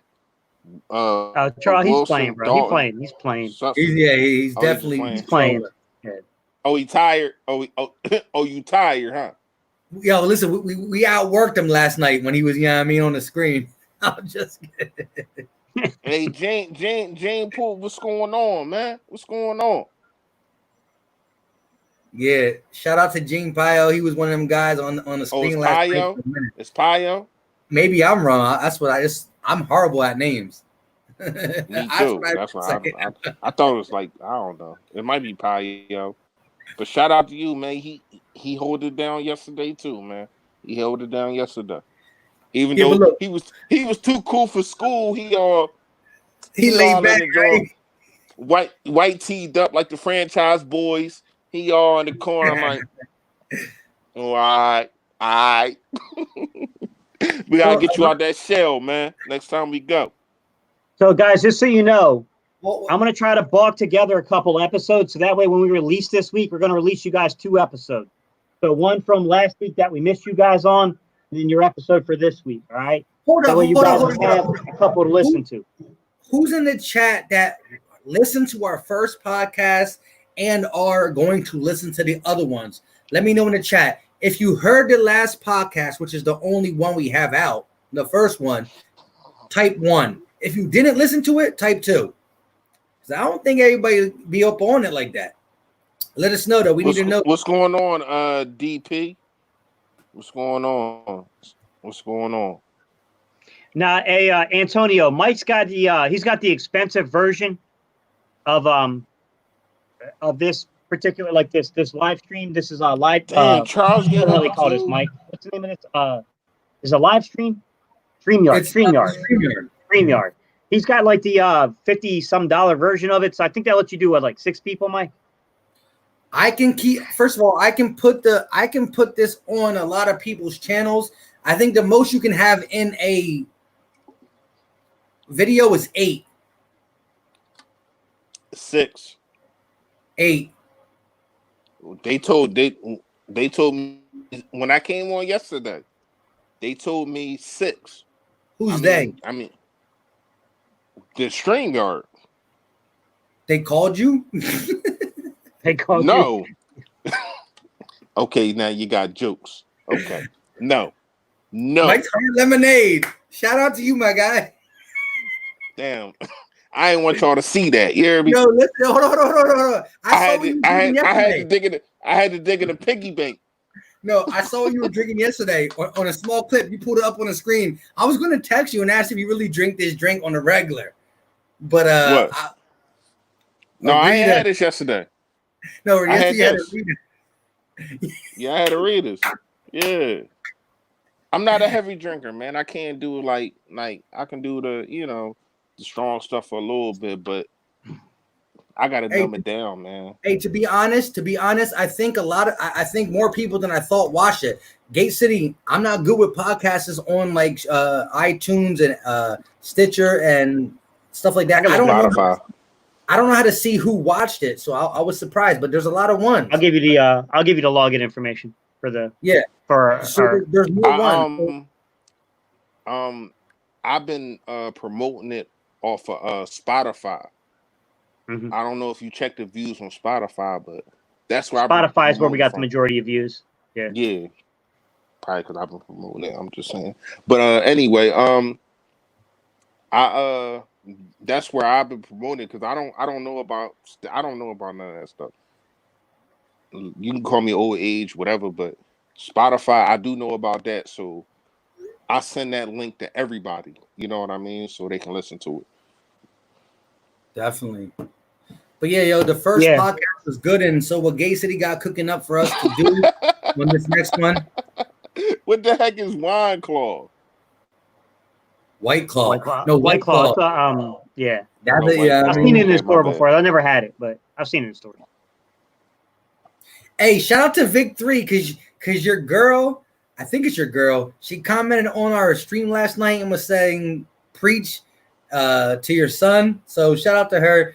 At first, I just liked it, and then I let it go. And I'm like, I'm curious to see who it was. So I commented, and I asked her, who is the, that you're talking about? Because we had, 5 other dudes on there. I know it wasn't Fresh's gut, but I didn't know. Hell so no. They said, Vic, I said, shout out. She the cursed your ass out. No, I didn't. All I asked was, who are you responding to? I know. I'm playing, bro. It's a joke. She wouldn't have cursed you out. She might have, though. She wouldn't have commented either. I'm going to tell you that. But, hey, shout out to everybody. Listen, I'm not even going to front. You can blame it on me. But we all figured we were going to be out here by like 8:30. Oh, and shit. Yeah, we definitely did. Damn. Yeah, this shit snuck up, man. Snuck up, bro. Man, I said like an hour and a half, 2 hours max. We're already over 3. You know what's crazy? That's what happens when we get engaged. That's why I mess with everybody in this chat, man. Because when we get engaged, man, we just go and we feed off of this energy. And the energy is always at 1,010. You know what I mean? So we feed off of that energy, man. Yeah. Without them, we talking to ourselves, and I mess with y'all, but I don't like y'all like that. Be talking just to y'all for 3 hours. Nah, listen. Hey, there's a couple questions. You right. Someone asked about the licensing. Really? So, guys, I submitted. I talked to someone from the NFL. They told me to go through a website and submit a request. They would they want to know if you're a business, all that kind of stuff, and they send you back a quote. I have not received a quote yet. I expect that quote to be very high. So I'm waiting to see how that plays out. When we get the quote, I'll let you guys know what it is. Also, Mike's been working on some stuff to try to maybe add a call-in function. We don't know when we're going to get that up and running, but Mike has looked into it for you guys. So you will be able to call in and leave comments, questions, all that kind of stuff. So we are trying to work on a couple of things for y'all. Yo, once we get that, this joint gonna turn up, man. Like I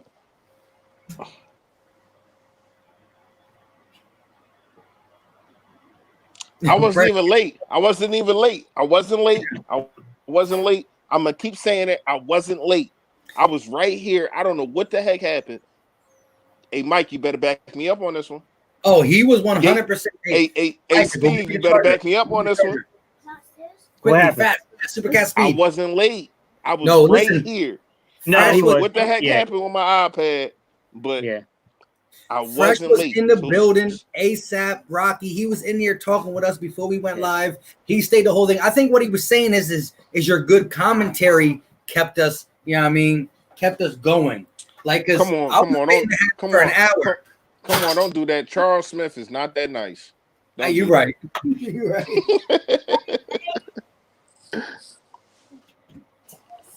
But with that being said, you know what I'm saying? Gate City and me and Fresh, we talked about it before. We say, we ain't gonna do that regular 4 hours. We're gonna get a good solid hour and a half, maybe 2. And again, you guys' energy, you guys' comments, you guys keeping us going, and the fact that we're not comedians, but I think we have a good time up on here. That's why I'm saying for the average Eagle fan who's trying to come on here new, they probably click on this channel from either Gate Cities, from Philly Freshes, or from the Philly Talk podcast. They get on here and they say, these guys are talking about donuts and blah, blah, blah, whatever we're talking, some dumb stuff. But we get to a dumb stuff. You see that comment? For 30 seconds. You see Murph's comment? Nah.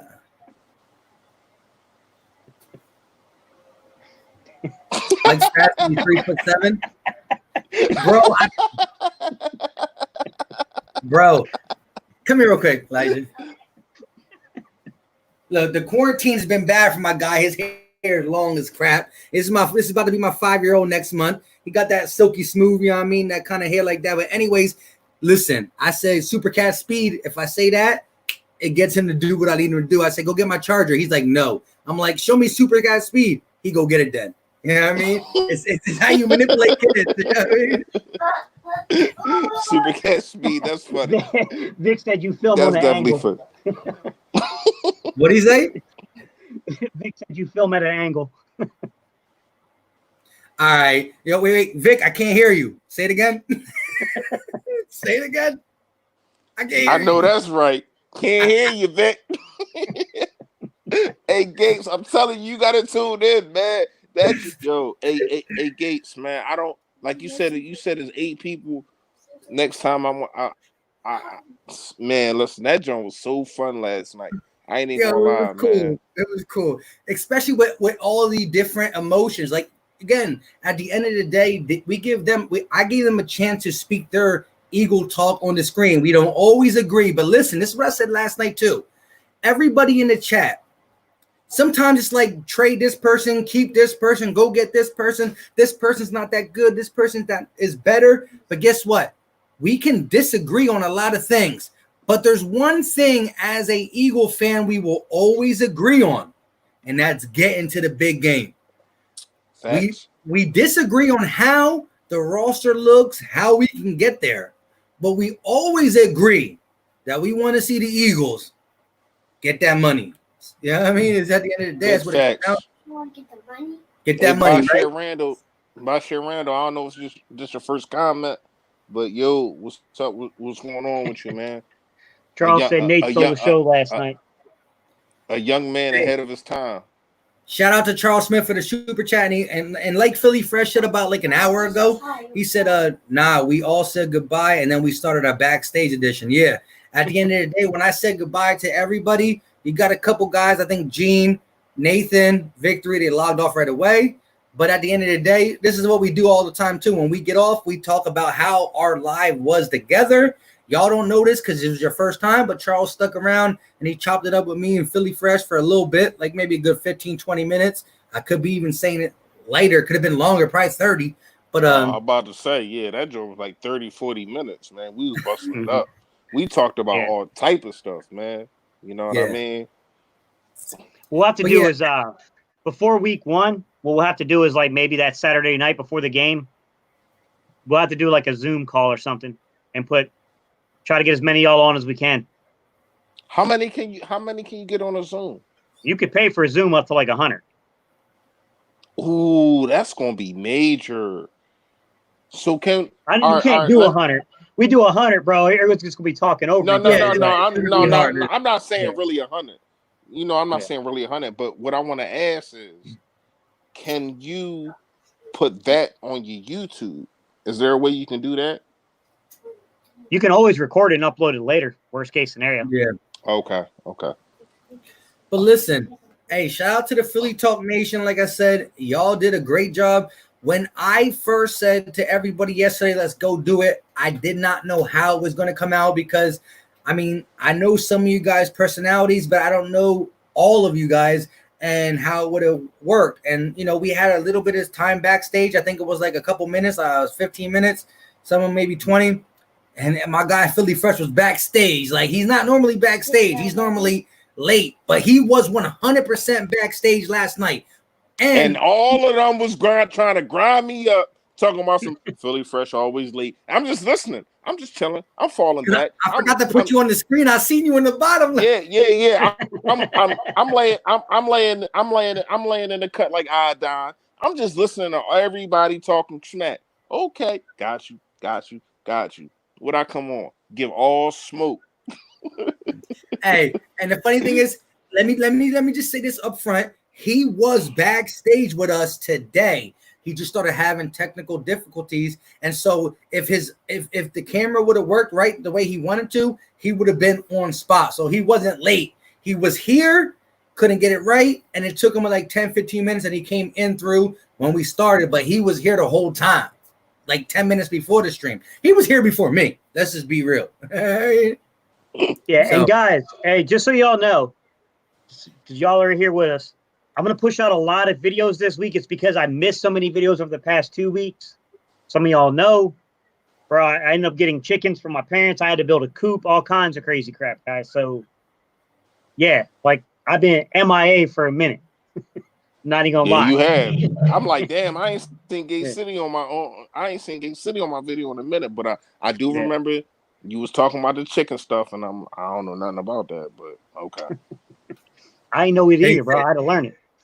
Hey, G Pyle said next time I'll stick around for the longer. I didn't know y'all do that. You know, like, hey, after every football team talks before the game plan, and when the team wins or lose, we discuss a little bit about how we do. So when I said bye to everybody, y'all clicked off. It's all good. Listen, it was the first run. We missed a couple people, and maybe, I don't know, by the time we do this again, there might be some new Philly Talk Nation members. Hey, I'm not saying go ahead and do it. Listen, at the end of the day, you watch my video, it's cool. Hey, what do you mean, bro? Yo, get him out of here. Yo, I ain't say nothing. We talked about it yesterday. The sideways face you do, that says enough. Hey, Bashir, shout out to you. I don't know what Mike talking about. Hey, Bashir, shout out to you. You know it, bro. You already know it, Murph. I'm gonna try to. It's gonna be fine. I'm gonna try to get you next Saturday, and I'm gonna bring you right here. You're gonna be sitting right here next to me. You know what I mean? And we gonna when we go live, man. Let's just say this though. Fresh, if you're saying you're gonna bring him to your crib, which I'm not saying it's going to impact him like he has to do anything different or anything, but listen, if you're 100% ready to bring him on, and Gay City's cool with it, which I believe he will be, and I'm always good with it, I will just bring him on. Like I can put him at his crib on the screen. Okay, all right. Yeah, of course. So the only reason I wanted to do it, not the only reason, but the reason I wanted to do it like that because I wanted to be like a surprise guest. Like I wanted to do something different for the Battle Birds podcast. You know what I mean? I wanted to do something different. Like, hey, I got a surprise guest for y'all, a new up and comer. You know what I mean? But if you want to do it like that, man, you know, just link up with Bashir, and you know, you already know what to do. I ain't gotta say no more. Well, you could still do that, Fresh. You could still be the one who identifies it, and then you introduce them when you get what I'm saying? You introduce I who got they it. are. You get what I'm saying? For everybody. No, Because look, at the end of the day, I ain't want to make it about me though, Gates.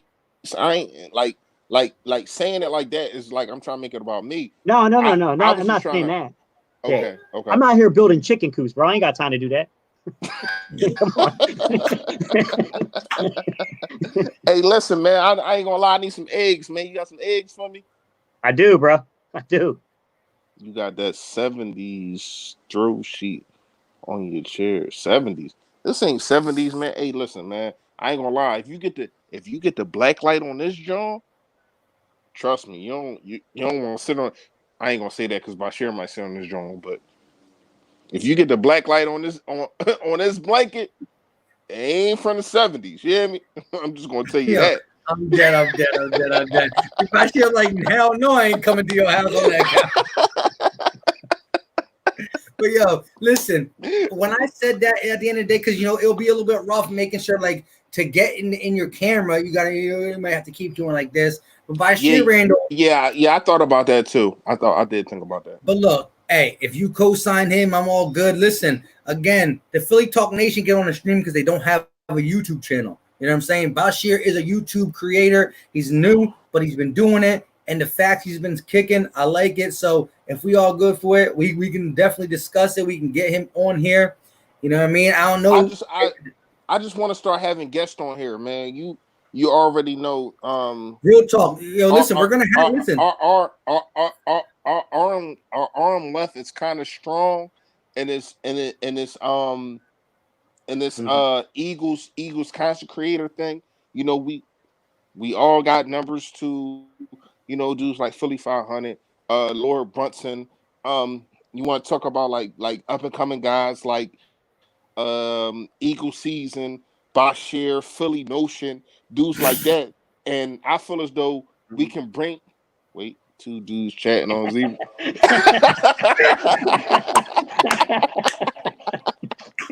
Hey, sure enough, you gonna do me like that? No, but back what I was saying, man, yo, that was the funniest comment in a while. That joke was funny.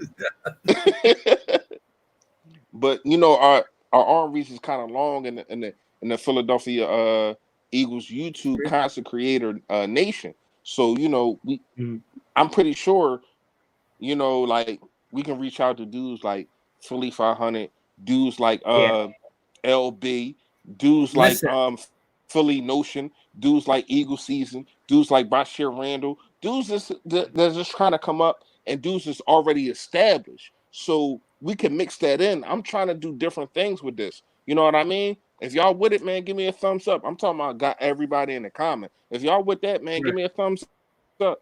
Yeah. And with that being Mike said, Mike sent me in Reese actually a little list where he was talking about some of these guys that some of y'all that watched this that decided to start up YouTube channels.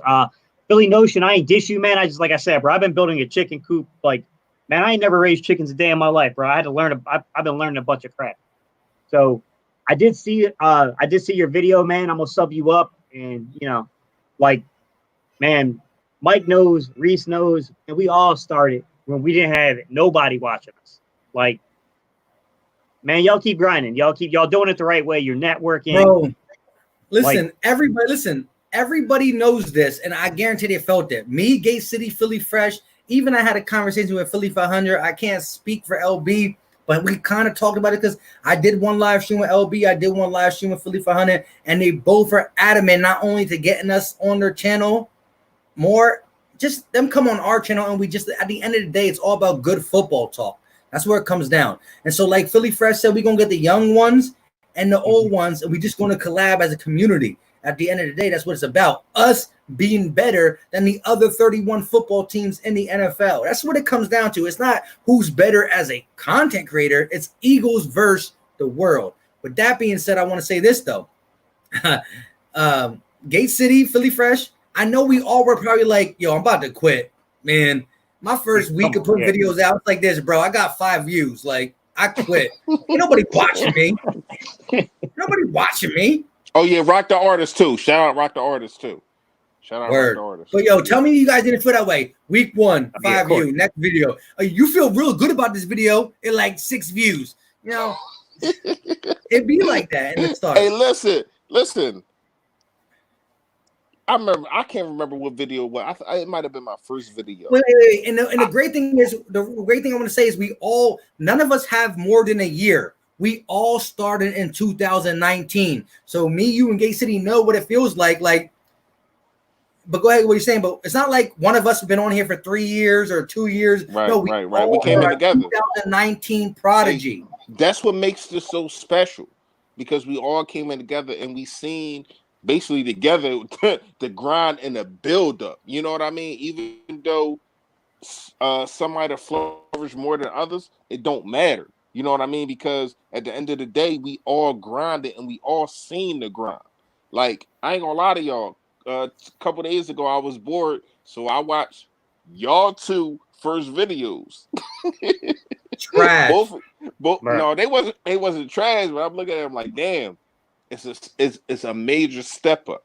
You know what I mean? Mm-hmm. Even my joint, like my first video, man, when I put this joint out, I felt like I was talking to my damn self, and I probably was, because I got I like, and I'm always going to keep them on there. I'm not erasing none of my old videos. Yeah, me either. And that's why I tell dudes like Rock the Artist by Share, keep grinding. You know what I mean? Because I went from having 17 views to having an average of 500 views a video. You know what I mean? And that was just in a 9-month span. You just got to keep grinding. You can't get frustrated. If this really how you feel and you really into this, keep grinding, keep doing what you do. Because at the end of the day, if you're good at what you do, it'll pay off. You know what I mean? And, yeah, it does. But what helps it more is when you got support. Like you 2 guys and the other 2 guys, Laura Brunson and Philly 500. Without y'all 4, I don't know where I would be. You know what I mean? I don't know what I would where I would be, but what I would be doing. You know what I mean? Yeah. With my spare time. Because at the end of the day, I needed something to be able to do in my spare time to stay out of trouble. I'm gonna keep it real with y'all. Mm-hmm. And this helped me. Something that I love doing, something that I love to be able to do. Hold on, it's coming up. He said, showing up said, I heard of Philly Mike through Philly 500, and Philly Mike put me on Philly Fresh in Gate City. And that's where I'm coming to at the end of the day. Yeah, it's a chain. And listen, I've had videos in my early part of YouTube that China took off. Like, listen, the algorithm, I can never say that word right. The algorithm or whatever. Algorithm. It's different. And so if you put a topic out about something, it could be one of your videos that you're not even proud of. Like, I mean, you're proud of everything, but it's like, oh, this wasn't my best one, but I had to get it out there to talk about this situation. And it goes off. And then now you're getting broadcast in front of a larger audience as not your best, not with your cut scenes, with your this, with your that, blah, blah, blah, blah. Anyways, the fact is the grind is real, and every video you post, you got to think about it. That could be your biggest video or your worst video.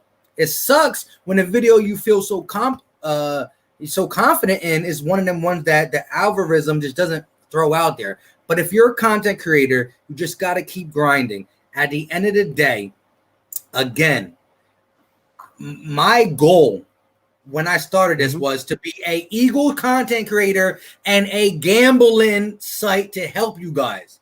Now, I know we didn't talk about gambling, and I know sports went away for the whole everybody. But I'm going to be now, as my power, not my power, but my platform is bigger. I'm going to be throwing out gambling tips for people who want to do it. Any young boys, don't do it. Don't do it. Don't do it. You got to be 18 or older and all that good stuff. But listen, I make a living on working, and I got a lot of kids and a lot of mouths to feed. So my work don't get all the money. I'm a sports gambler to the day I die. Let's just say that. And I'm a show Philly Fresh, and my guy, he gonna come up with me. I'm telling you, watch when sports. I'm waiting. You know what's funny, Mike? Hey, yo, I done put $2,000 away just to talk to you. Yeah, I ain't gonna lie to you. I got $2,000 in the bank right now just to talk to you. You hear me? We getting it. You know what's funny, Mike? Do you remember the first legitimate YouTuber to comment on your videos? Because I remember my first one. Like someone that was was creating videos before you? Remember the first one was? The first person who commented on my video who was a YouTuber already was LB. Mine was Bird Gang Sports. I remember because I like when I first started off, like I didn't really know about any of these guys, but then when I started making videos, of course, you look to see who else is doing it. So then I found like Bird Gang Sports and like, you know, I found Brunson and Philly 500 and all those guys. I remember he left that, like, I think I said something like, you know, some of the lines like, I know that no Eagle players are going to watch playing this. With me, man. my bad, y'all. Charles is texting me some crazy. He talking about this on my recliner. You hear me? Not the cheetah print. Not the cheetah print. Not the Holly Berry from Bats print. No. Yeah. But you're absolutely right.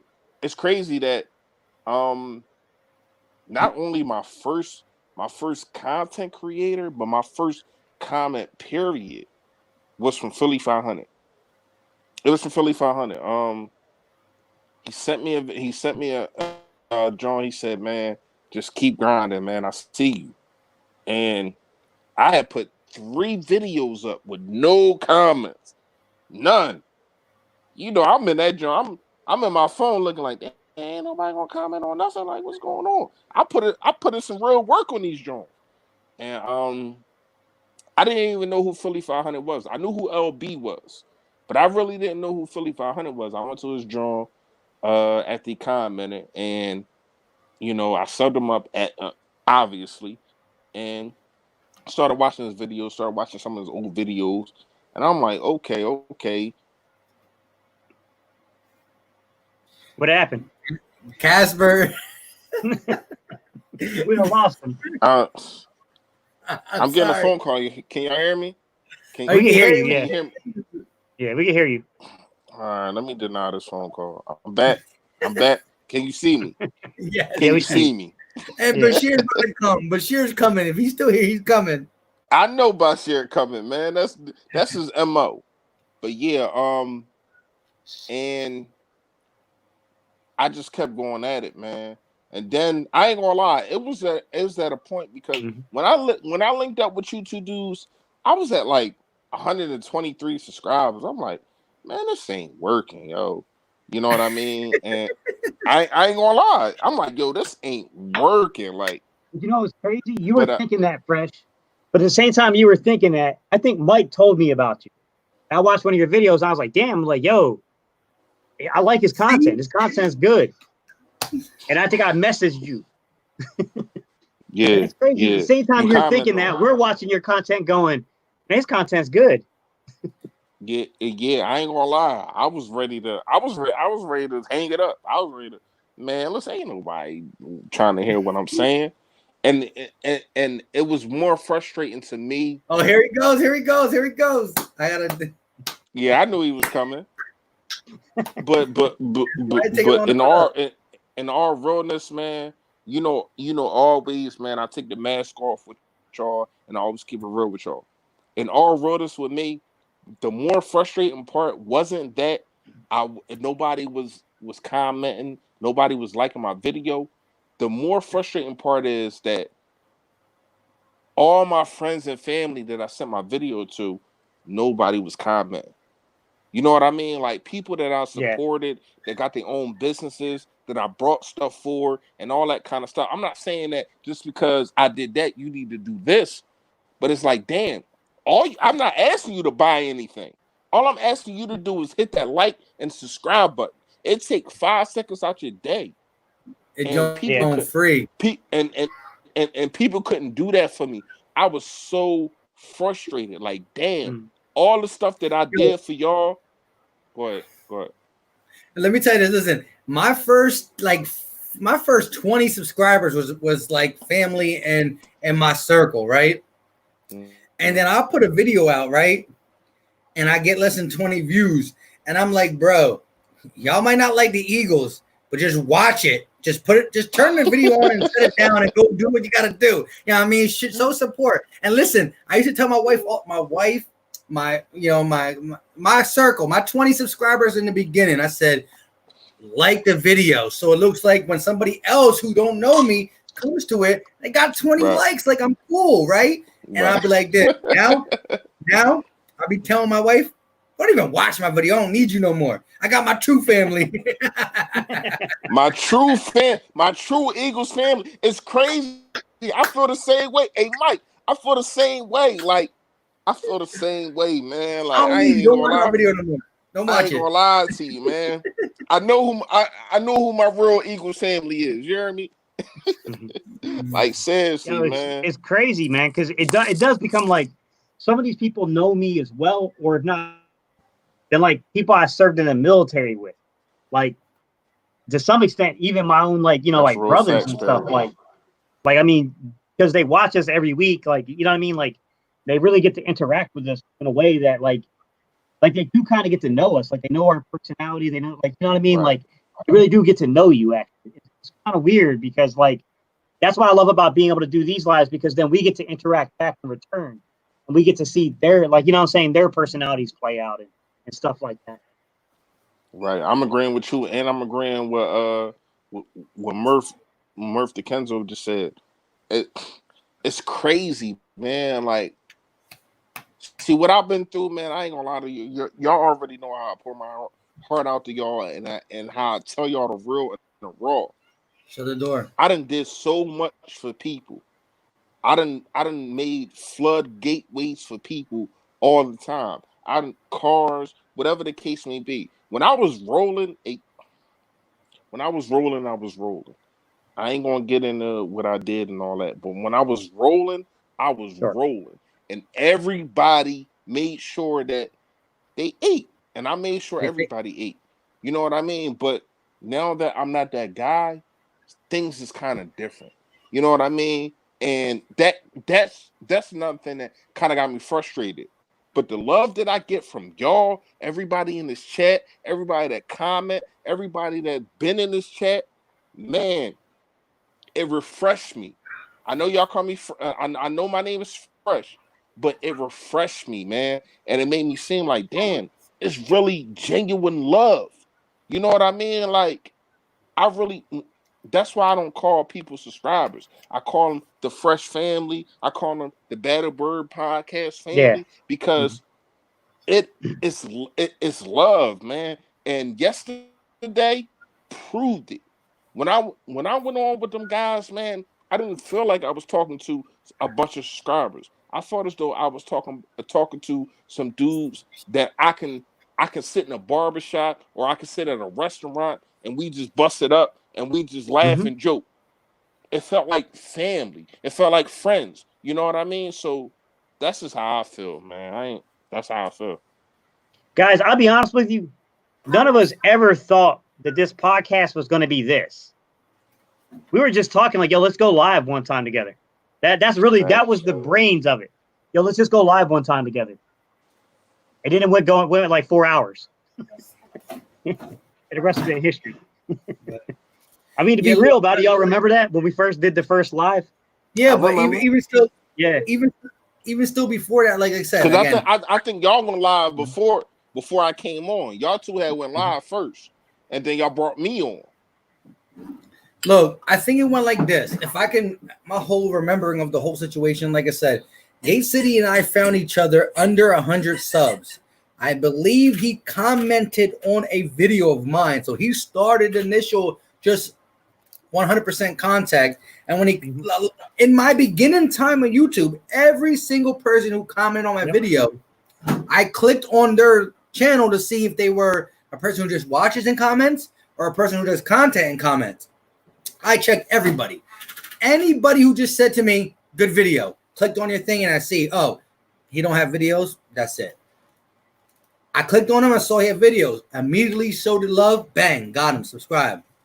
We started hearing that. So every single video I did, Gate commented on. Every single video Gate did, I commented on. And then it came to the fact that we saw other people go live and we say, you know what, I think it was, forgot what week it was, but we went live and my camera wasn't working. So it was just Gate talking with my little mic. And I talked, it was like a whole hour or so. Mm-hmm. and then we went live a couple other times, and there was a lot of times that we were. Hey, hold on. I'm gonna let you go on real fast. But you know what's funny about that?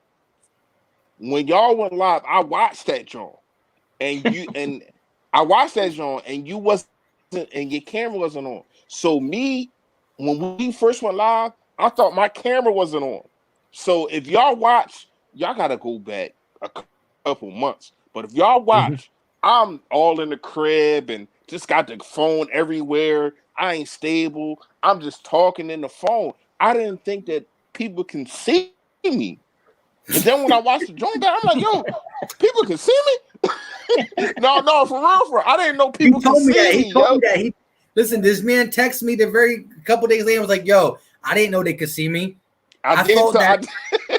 He's like, I thought that the person who hosts it is because Jay said he used to host them all, only on his channel. So get out of here, 2020 vision. I see you. it only used to be on Gate City's channel, and so Philly Fresh is like, I'll just be sloppy with my phone and do whatever. Yeah, I'm talking to. Yo, listen, I'm talking to people like, but I ain't saying it in the thing because I didn't think that people can see me because y'all last live right before y'all came to me. Mike wasn't on the joint, so I'm like, man, they can't see me. But then once I seen that thing, I'm like, yo, they watch everything. I look like a nut in this joint. No, we did. It used to all be hosted on my channel, and then I remember, Mike, you bought the 2-person one. You remember that? Yep. Where you could go live on 2 channels. So then we started hosting on both of ours, and then we paid the extra $50. Well, Mike really did. Paid the extra $50 so that we could do it on all the channels.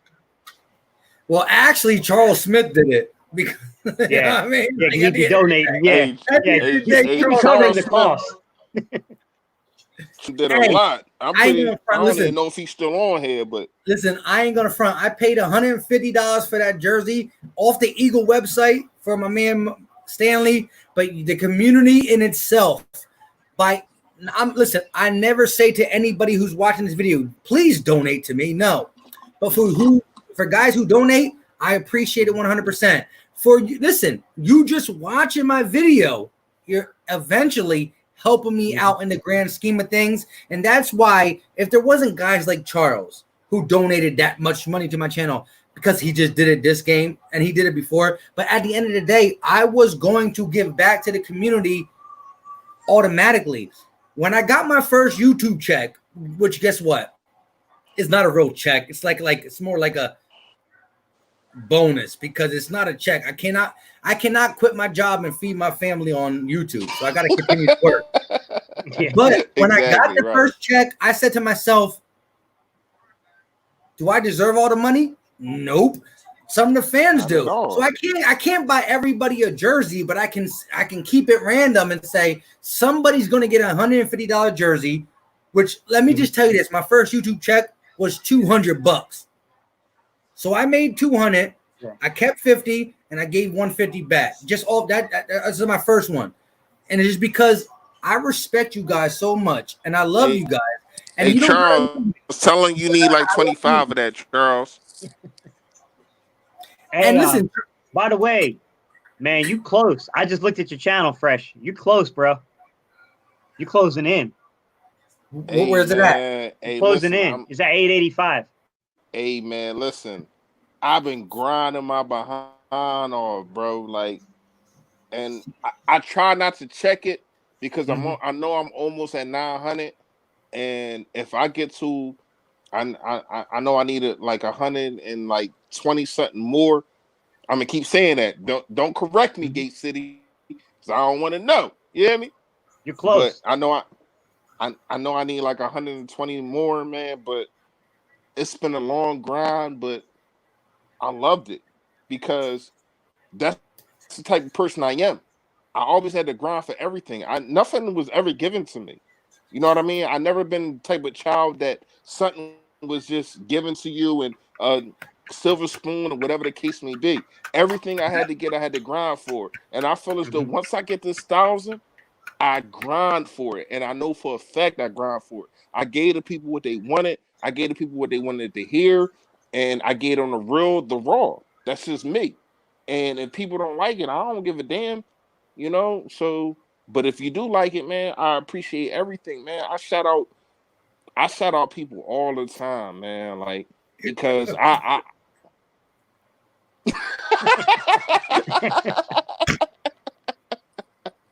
Man, ain't he's nobody close, guys. crying. He's close. I'm telling you, he's gonna cross 1K probably in the next 10 days. That's my prediction. Listen, the next 10 days, he's gonna cross 1K. Listen. Hey, I text you Charles a last whole night. nut. Why? Hey, Yeah. why can't a black man just express himself without crying? I'm not crying, man. I'm not crying, man. It's my quarterback.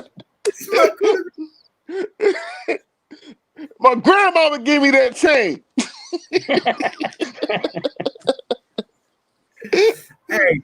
Hey, Philly Fresh. What I text you last night?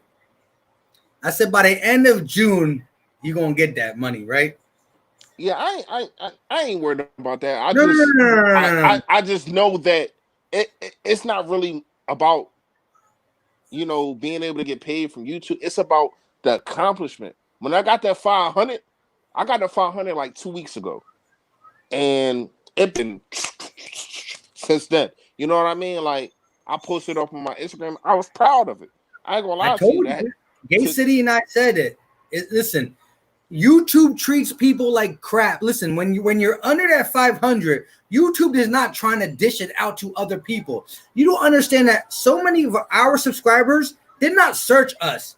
They just got a video says recommended video. Yeah. And they treat you like crap until you get that 500 and then it changes, bro. It's YouTube. Right.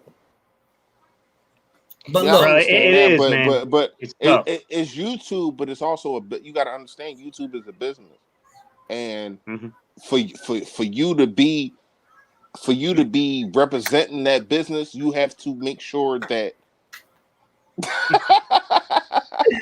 Wait on, tell you, we keeping it real, Karen. We keeping it real with y'all.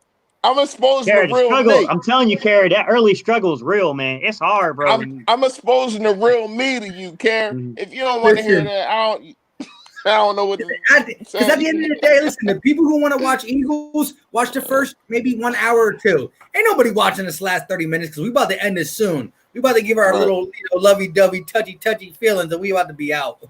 But it's true, though. Listen, the grind is real, simple and plain. Yeah. And that's I do like I do like where hey, 2020, I like where get Fresh out was of taking here, us though, which is featuring people. Because let's be real, if it wasn't for people like LB, if it wasn't for 500, Mike, like they help pull you along, man. It's word of mouth. It's word of mouth that helps you. Yeah. Now you gotta have the content. Your content's got to be good to hold people, but it is word of mouth that gets people to you, and that's why I like what Philly Fresh was saying, which is. It's our turn to start giving back to the community of these younger, guys that are out here making these videos because we all know what that's like. There's nothing crazy. Like when you put your heart and soul in something and you're just not getting views. You ain't getting nothing back. It's crazy because I'm going to tell you right now, anybody that asks you about me, when somebody you ask Rock the Artist, you ask Bashir, when they ask me a question, I make sure I answer it because I have been in a situation to where as though I asked somebody that was on a higher level than me, yo, what am I doing? How do I do this? Let me send you my video. I don't have your number, so I'm putting in your comments. And dudes send me back like, yo, stop trying to get a buzz off of me by putting your video. I'm not trying to get a buzz off you. I'm trying to ask you a damn question. I don't got your number, so I can't call you. So how the heck else am I going to get to you? You know what I mean? If anybody put their video in my comments, got you. You know what I mean? I'm gonna make sure I'm gonna look at it. If it's real, if it's raw, I'm gonna make sure that I got you. But at the same time, like I'm never gonna be on the bull crap like how people was to me. I don't know if y'all experienced it, but I experienced it a couple times, and that's why I know that you bring up dudes, Philly Mike. You know what I mean? We talked about this, but I don't feel the same about a lot of dudes that you feel. You know what I mean? But we can have our different opinion on people. But I'm telling you what, huh? What? Kind of got lost. What do you mean? Like About the No, Eagle no, no. content? Yeah. We talked about this, but you know what I mean. So it's like I done been to where as though I done asked for help and my hand got slapped away. So now I'm looking at you sideways. You know what I mean? I'm not asking you to pump me up. I'm asking you for information because I don't know what the hell I'm doing. When I ask y'all to, yo, what am I doing? Such and such. I don't know what I'm doing. You know, and y'all always gave me the real. Like, yo, you got to do this. You're wrong in doing this. And I ain't know nothing about all the stuff that I was doing until about like 3 months ago. Like, I was putting out Learning my curve. content.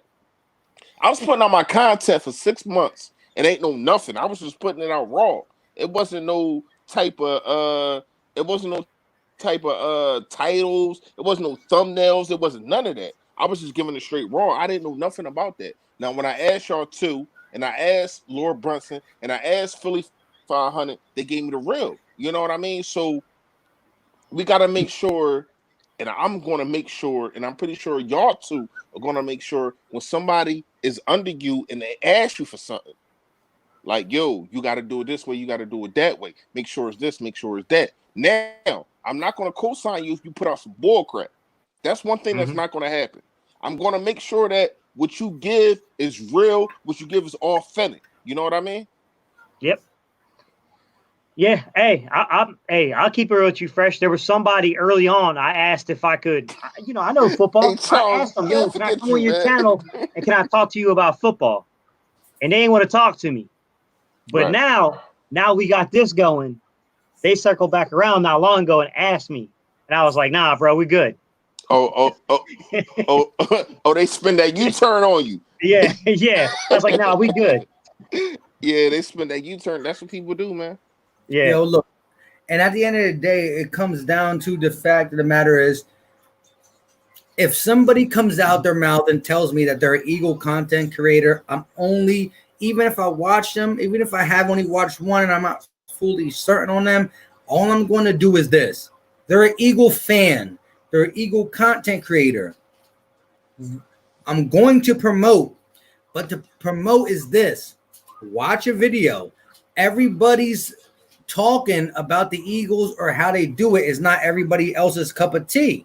So I can't get mad at somebody for not loving somebody, but we also all love the Eagles. So at the end of the day, I open the door. Y'all can walk through it or not, but at least About time, Antonio Holmes. My bad, Mike.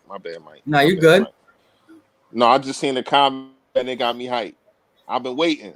We Yeah, appreciate you, Antonio. yeah. And I've been on Antonio top for this for a little minute. Hey, yo, man, shout out Antonio, man. If y'all don't know, Antonio is the guy that put up that Philly Fresh logo, man. See how that joint all crisp, man? This dude does his thing, man. Shout out to him, man. If you need a logo, please go hit this guy up, man. And shout out to him doing what he does in the basketball community. I don't know if you're just watching your kids play or you're coaching, but yo, you got some real grinders over there, bro. You got some real grinders over there. Yeah. And I don't want to name no names, but I'm just going to call this out. There's some of y'all content creators from other fan bases that have been running from me. You know who you are. And y'all been running scared.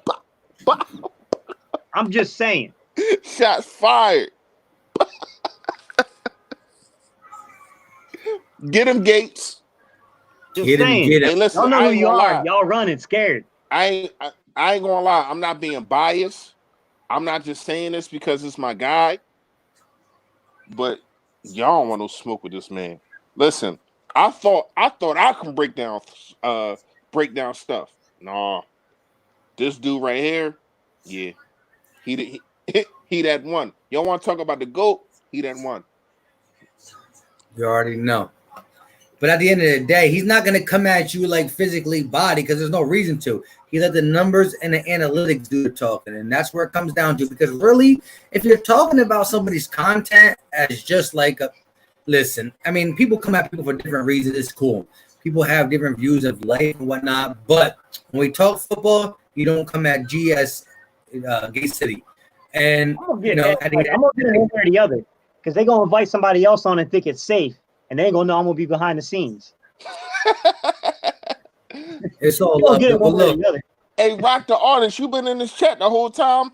I done shouted you out like 3 times, man. I didn't even know you was in here. he just came back, man. Woke up from a good Oh, he just nap. We came like, I'm back. good. Oh, No, I'm just kidding. But yeah.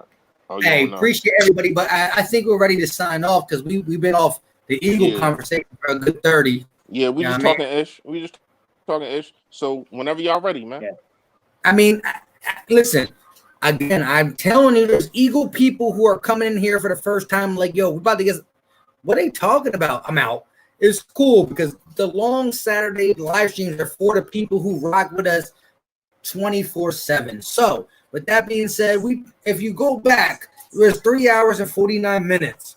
If you just want to quantify everything, there's probably 2 hours and 45. There's probably 2 hours and 30 minutes of solid Eagle information and an hour of shenanigans. Because that's what you're going to get with guys like us. Because we talk that crap, and we want all the smoke.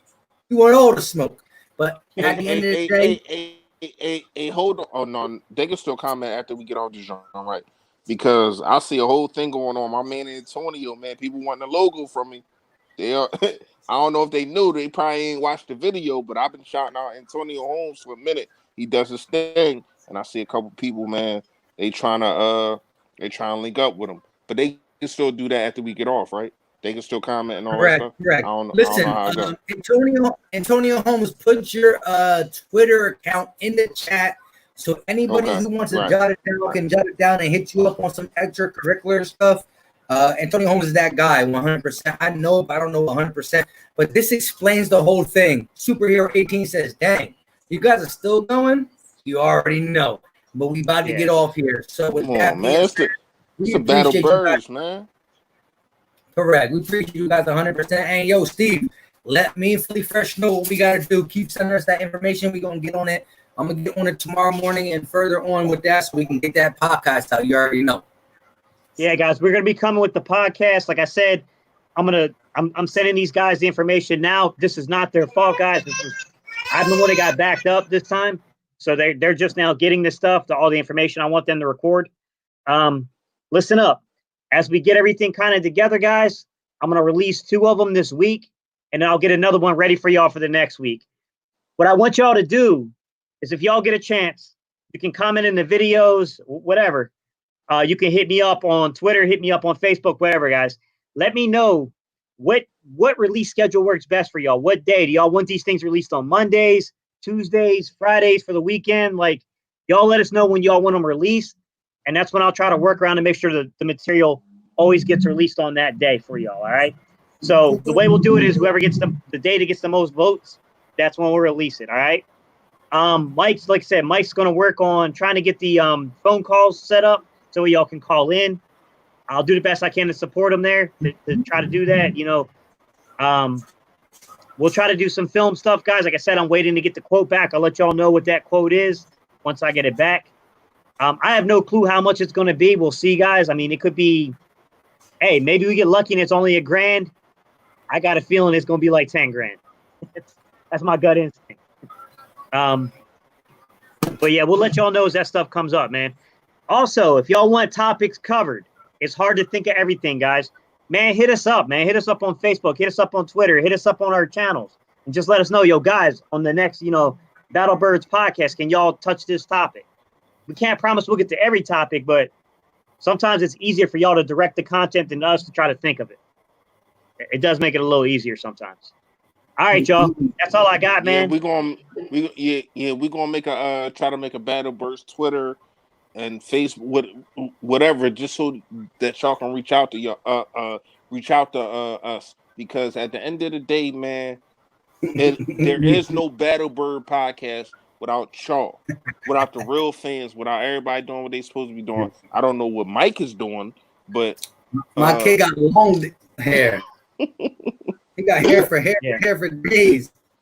But yeah, there is no Battle Bird podcast without y'all. So we're gonna try to find ways that you can contact us and get to us. But if you know our separate Instagrams or Facebooks or or Yeah. Twitters, comment, let us know what y'all want to talk about, because we come in talking about things that we want to talk about from the rip, but then things just go everywhere, and we ain't got no problem with that. So we want to know what y'all want to talk about. It's always about y'all. So comment, let us know what's going on, man. Y'all already know what it is. Stay Philly, stay fresh, y'all. And real quick, shout out to Be More Careful. He said appreciate the live stream, and he can appreciate it with just a comment. But we appreciate you guys for really filling out the calls and seeing why. You know what I mean? But listen, my one fear is that the big headed kid you saw before, the 5-year-old, and this little other big headed kid is not an Eagle fan. We can't allow that to happen. So you already know. You gotta make sure. You throwing shots at my daughter? I'm not taking shots. Listen, I'm saying it's my fear. I'm playing, man. I'm playing. It's my playing, fear, bro. I'm playing. You already know. Look. Listen, he got the Eagle one. Hey, listen. I was in the jail cell when she wanted to be a Dallas fan. Okay, so I mean, you can kind of blame that on me, but you can't. You know what I mean? But we gonna get her back. Believe that. Oh, we getting it back. He getting it back. So with that being said, we about to sign out because he's going to chew my phone to death. You know what I'm saying? And so much love to the chat. Appreciate you guys for hanging in here with us. And again, we wanted to be off at 8:30. It's 10:30. So we lied once again. We only missed the mark by 2 hours. It's because of how much we love you. So with that being said, sign it off. We out. Later, guys. Stay Philly, stay fresh. You know what time it is. Hold up. Do you know what time it is? Can I click the button? You know what time it is.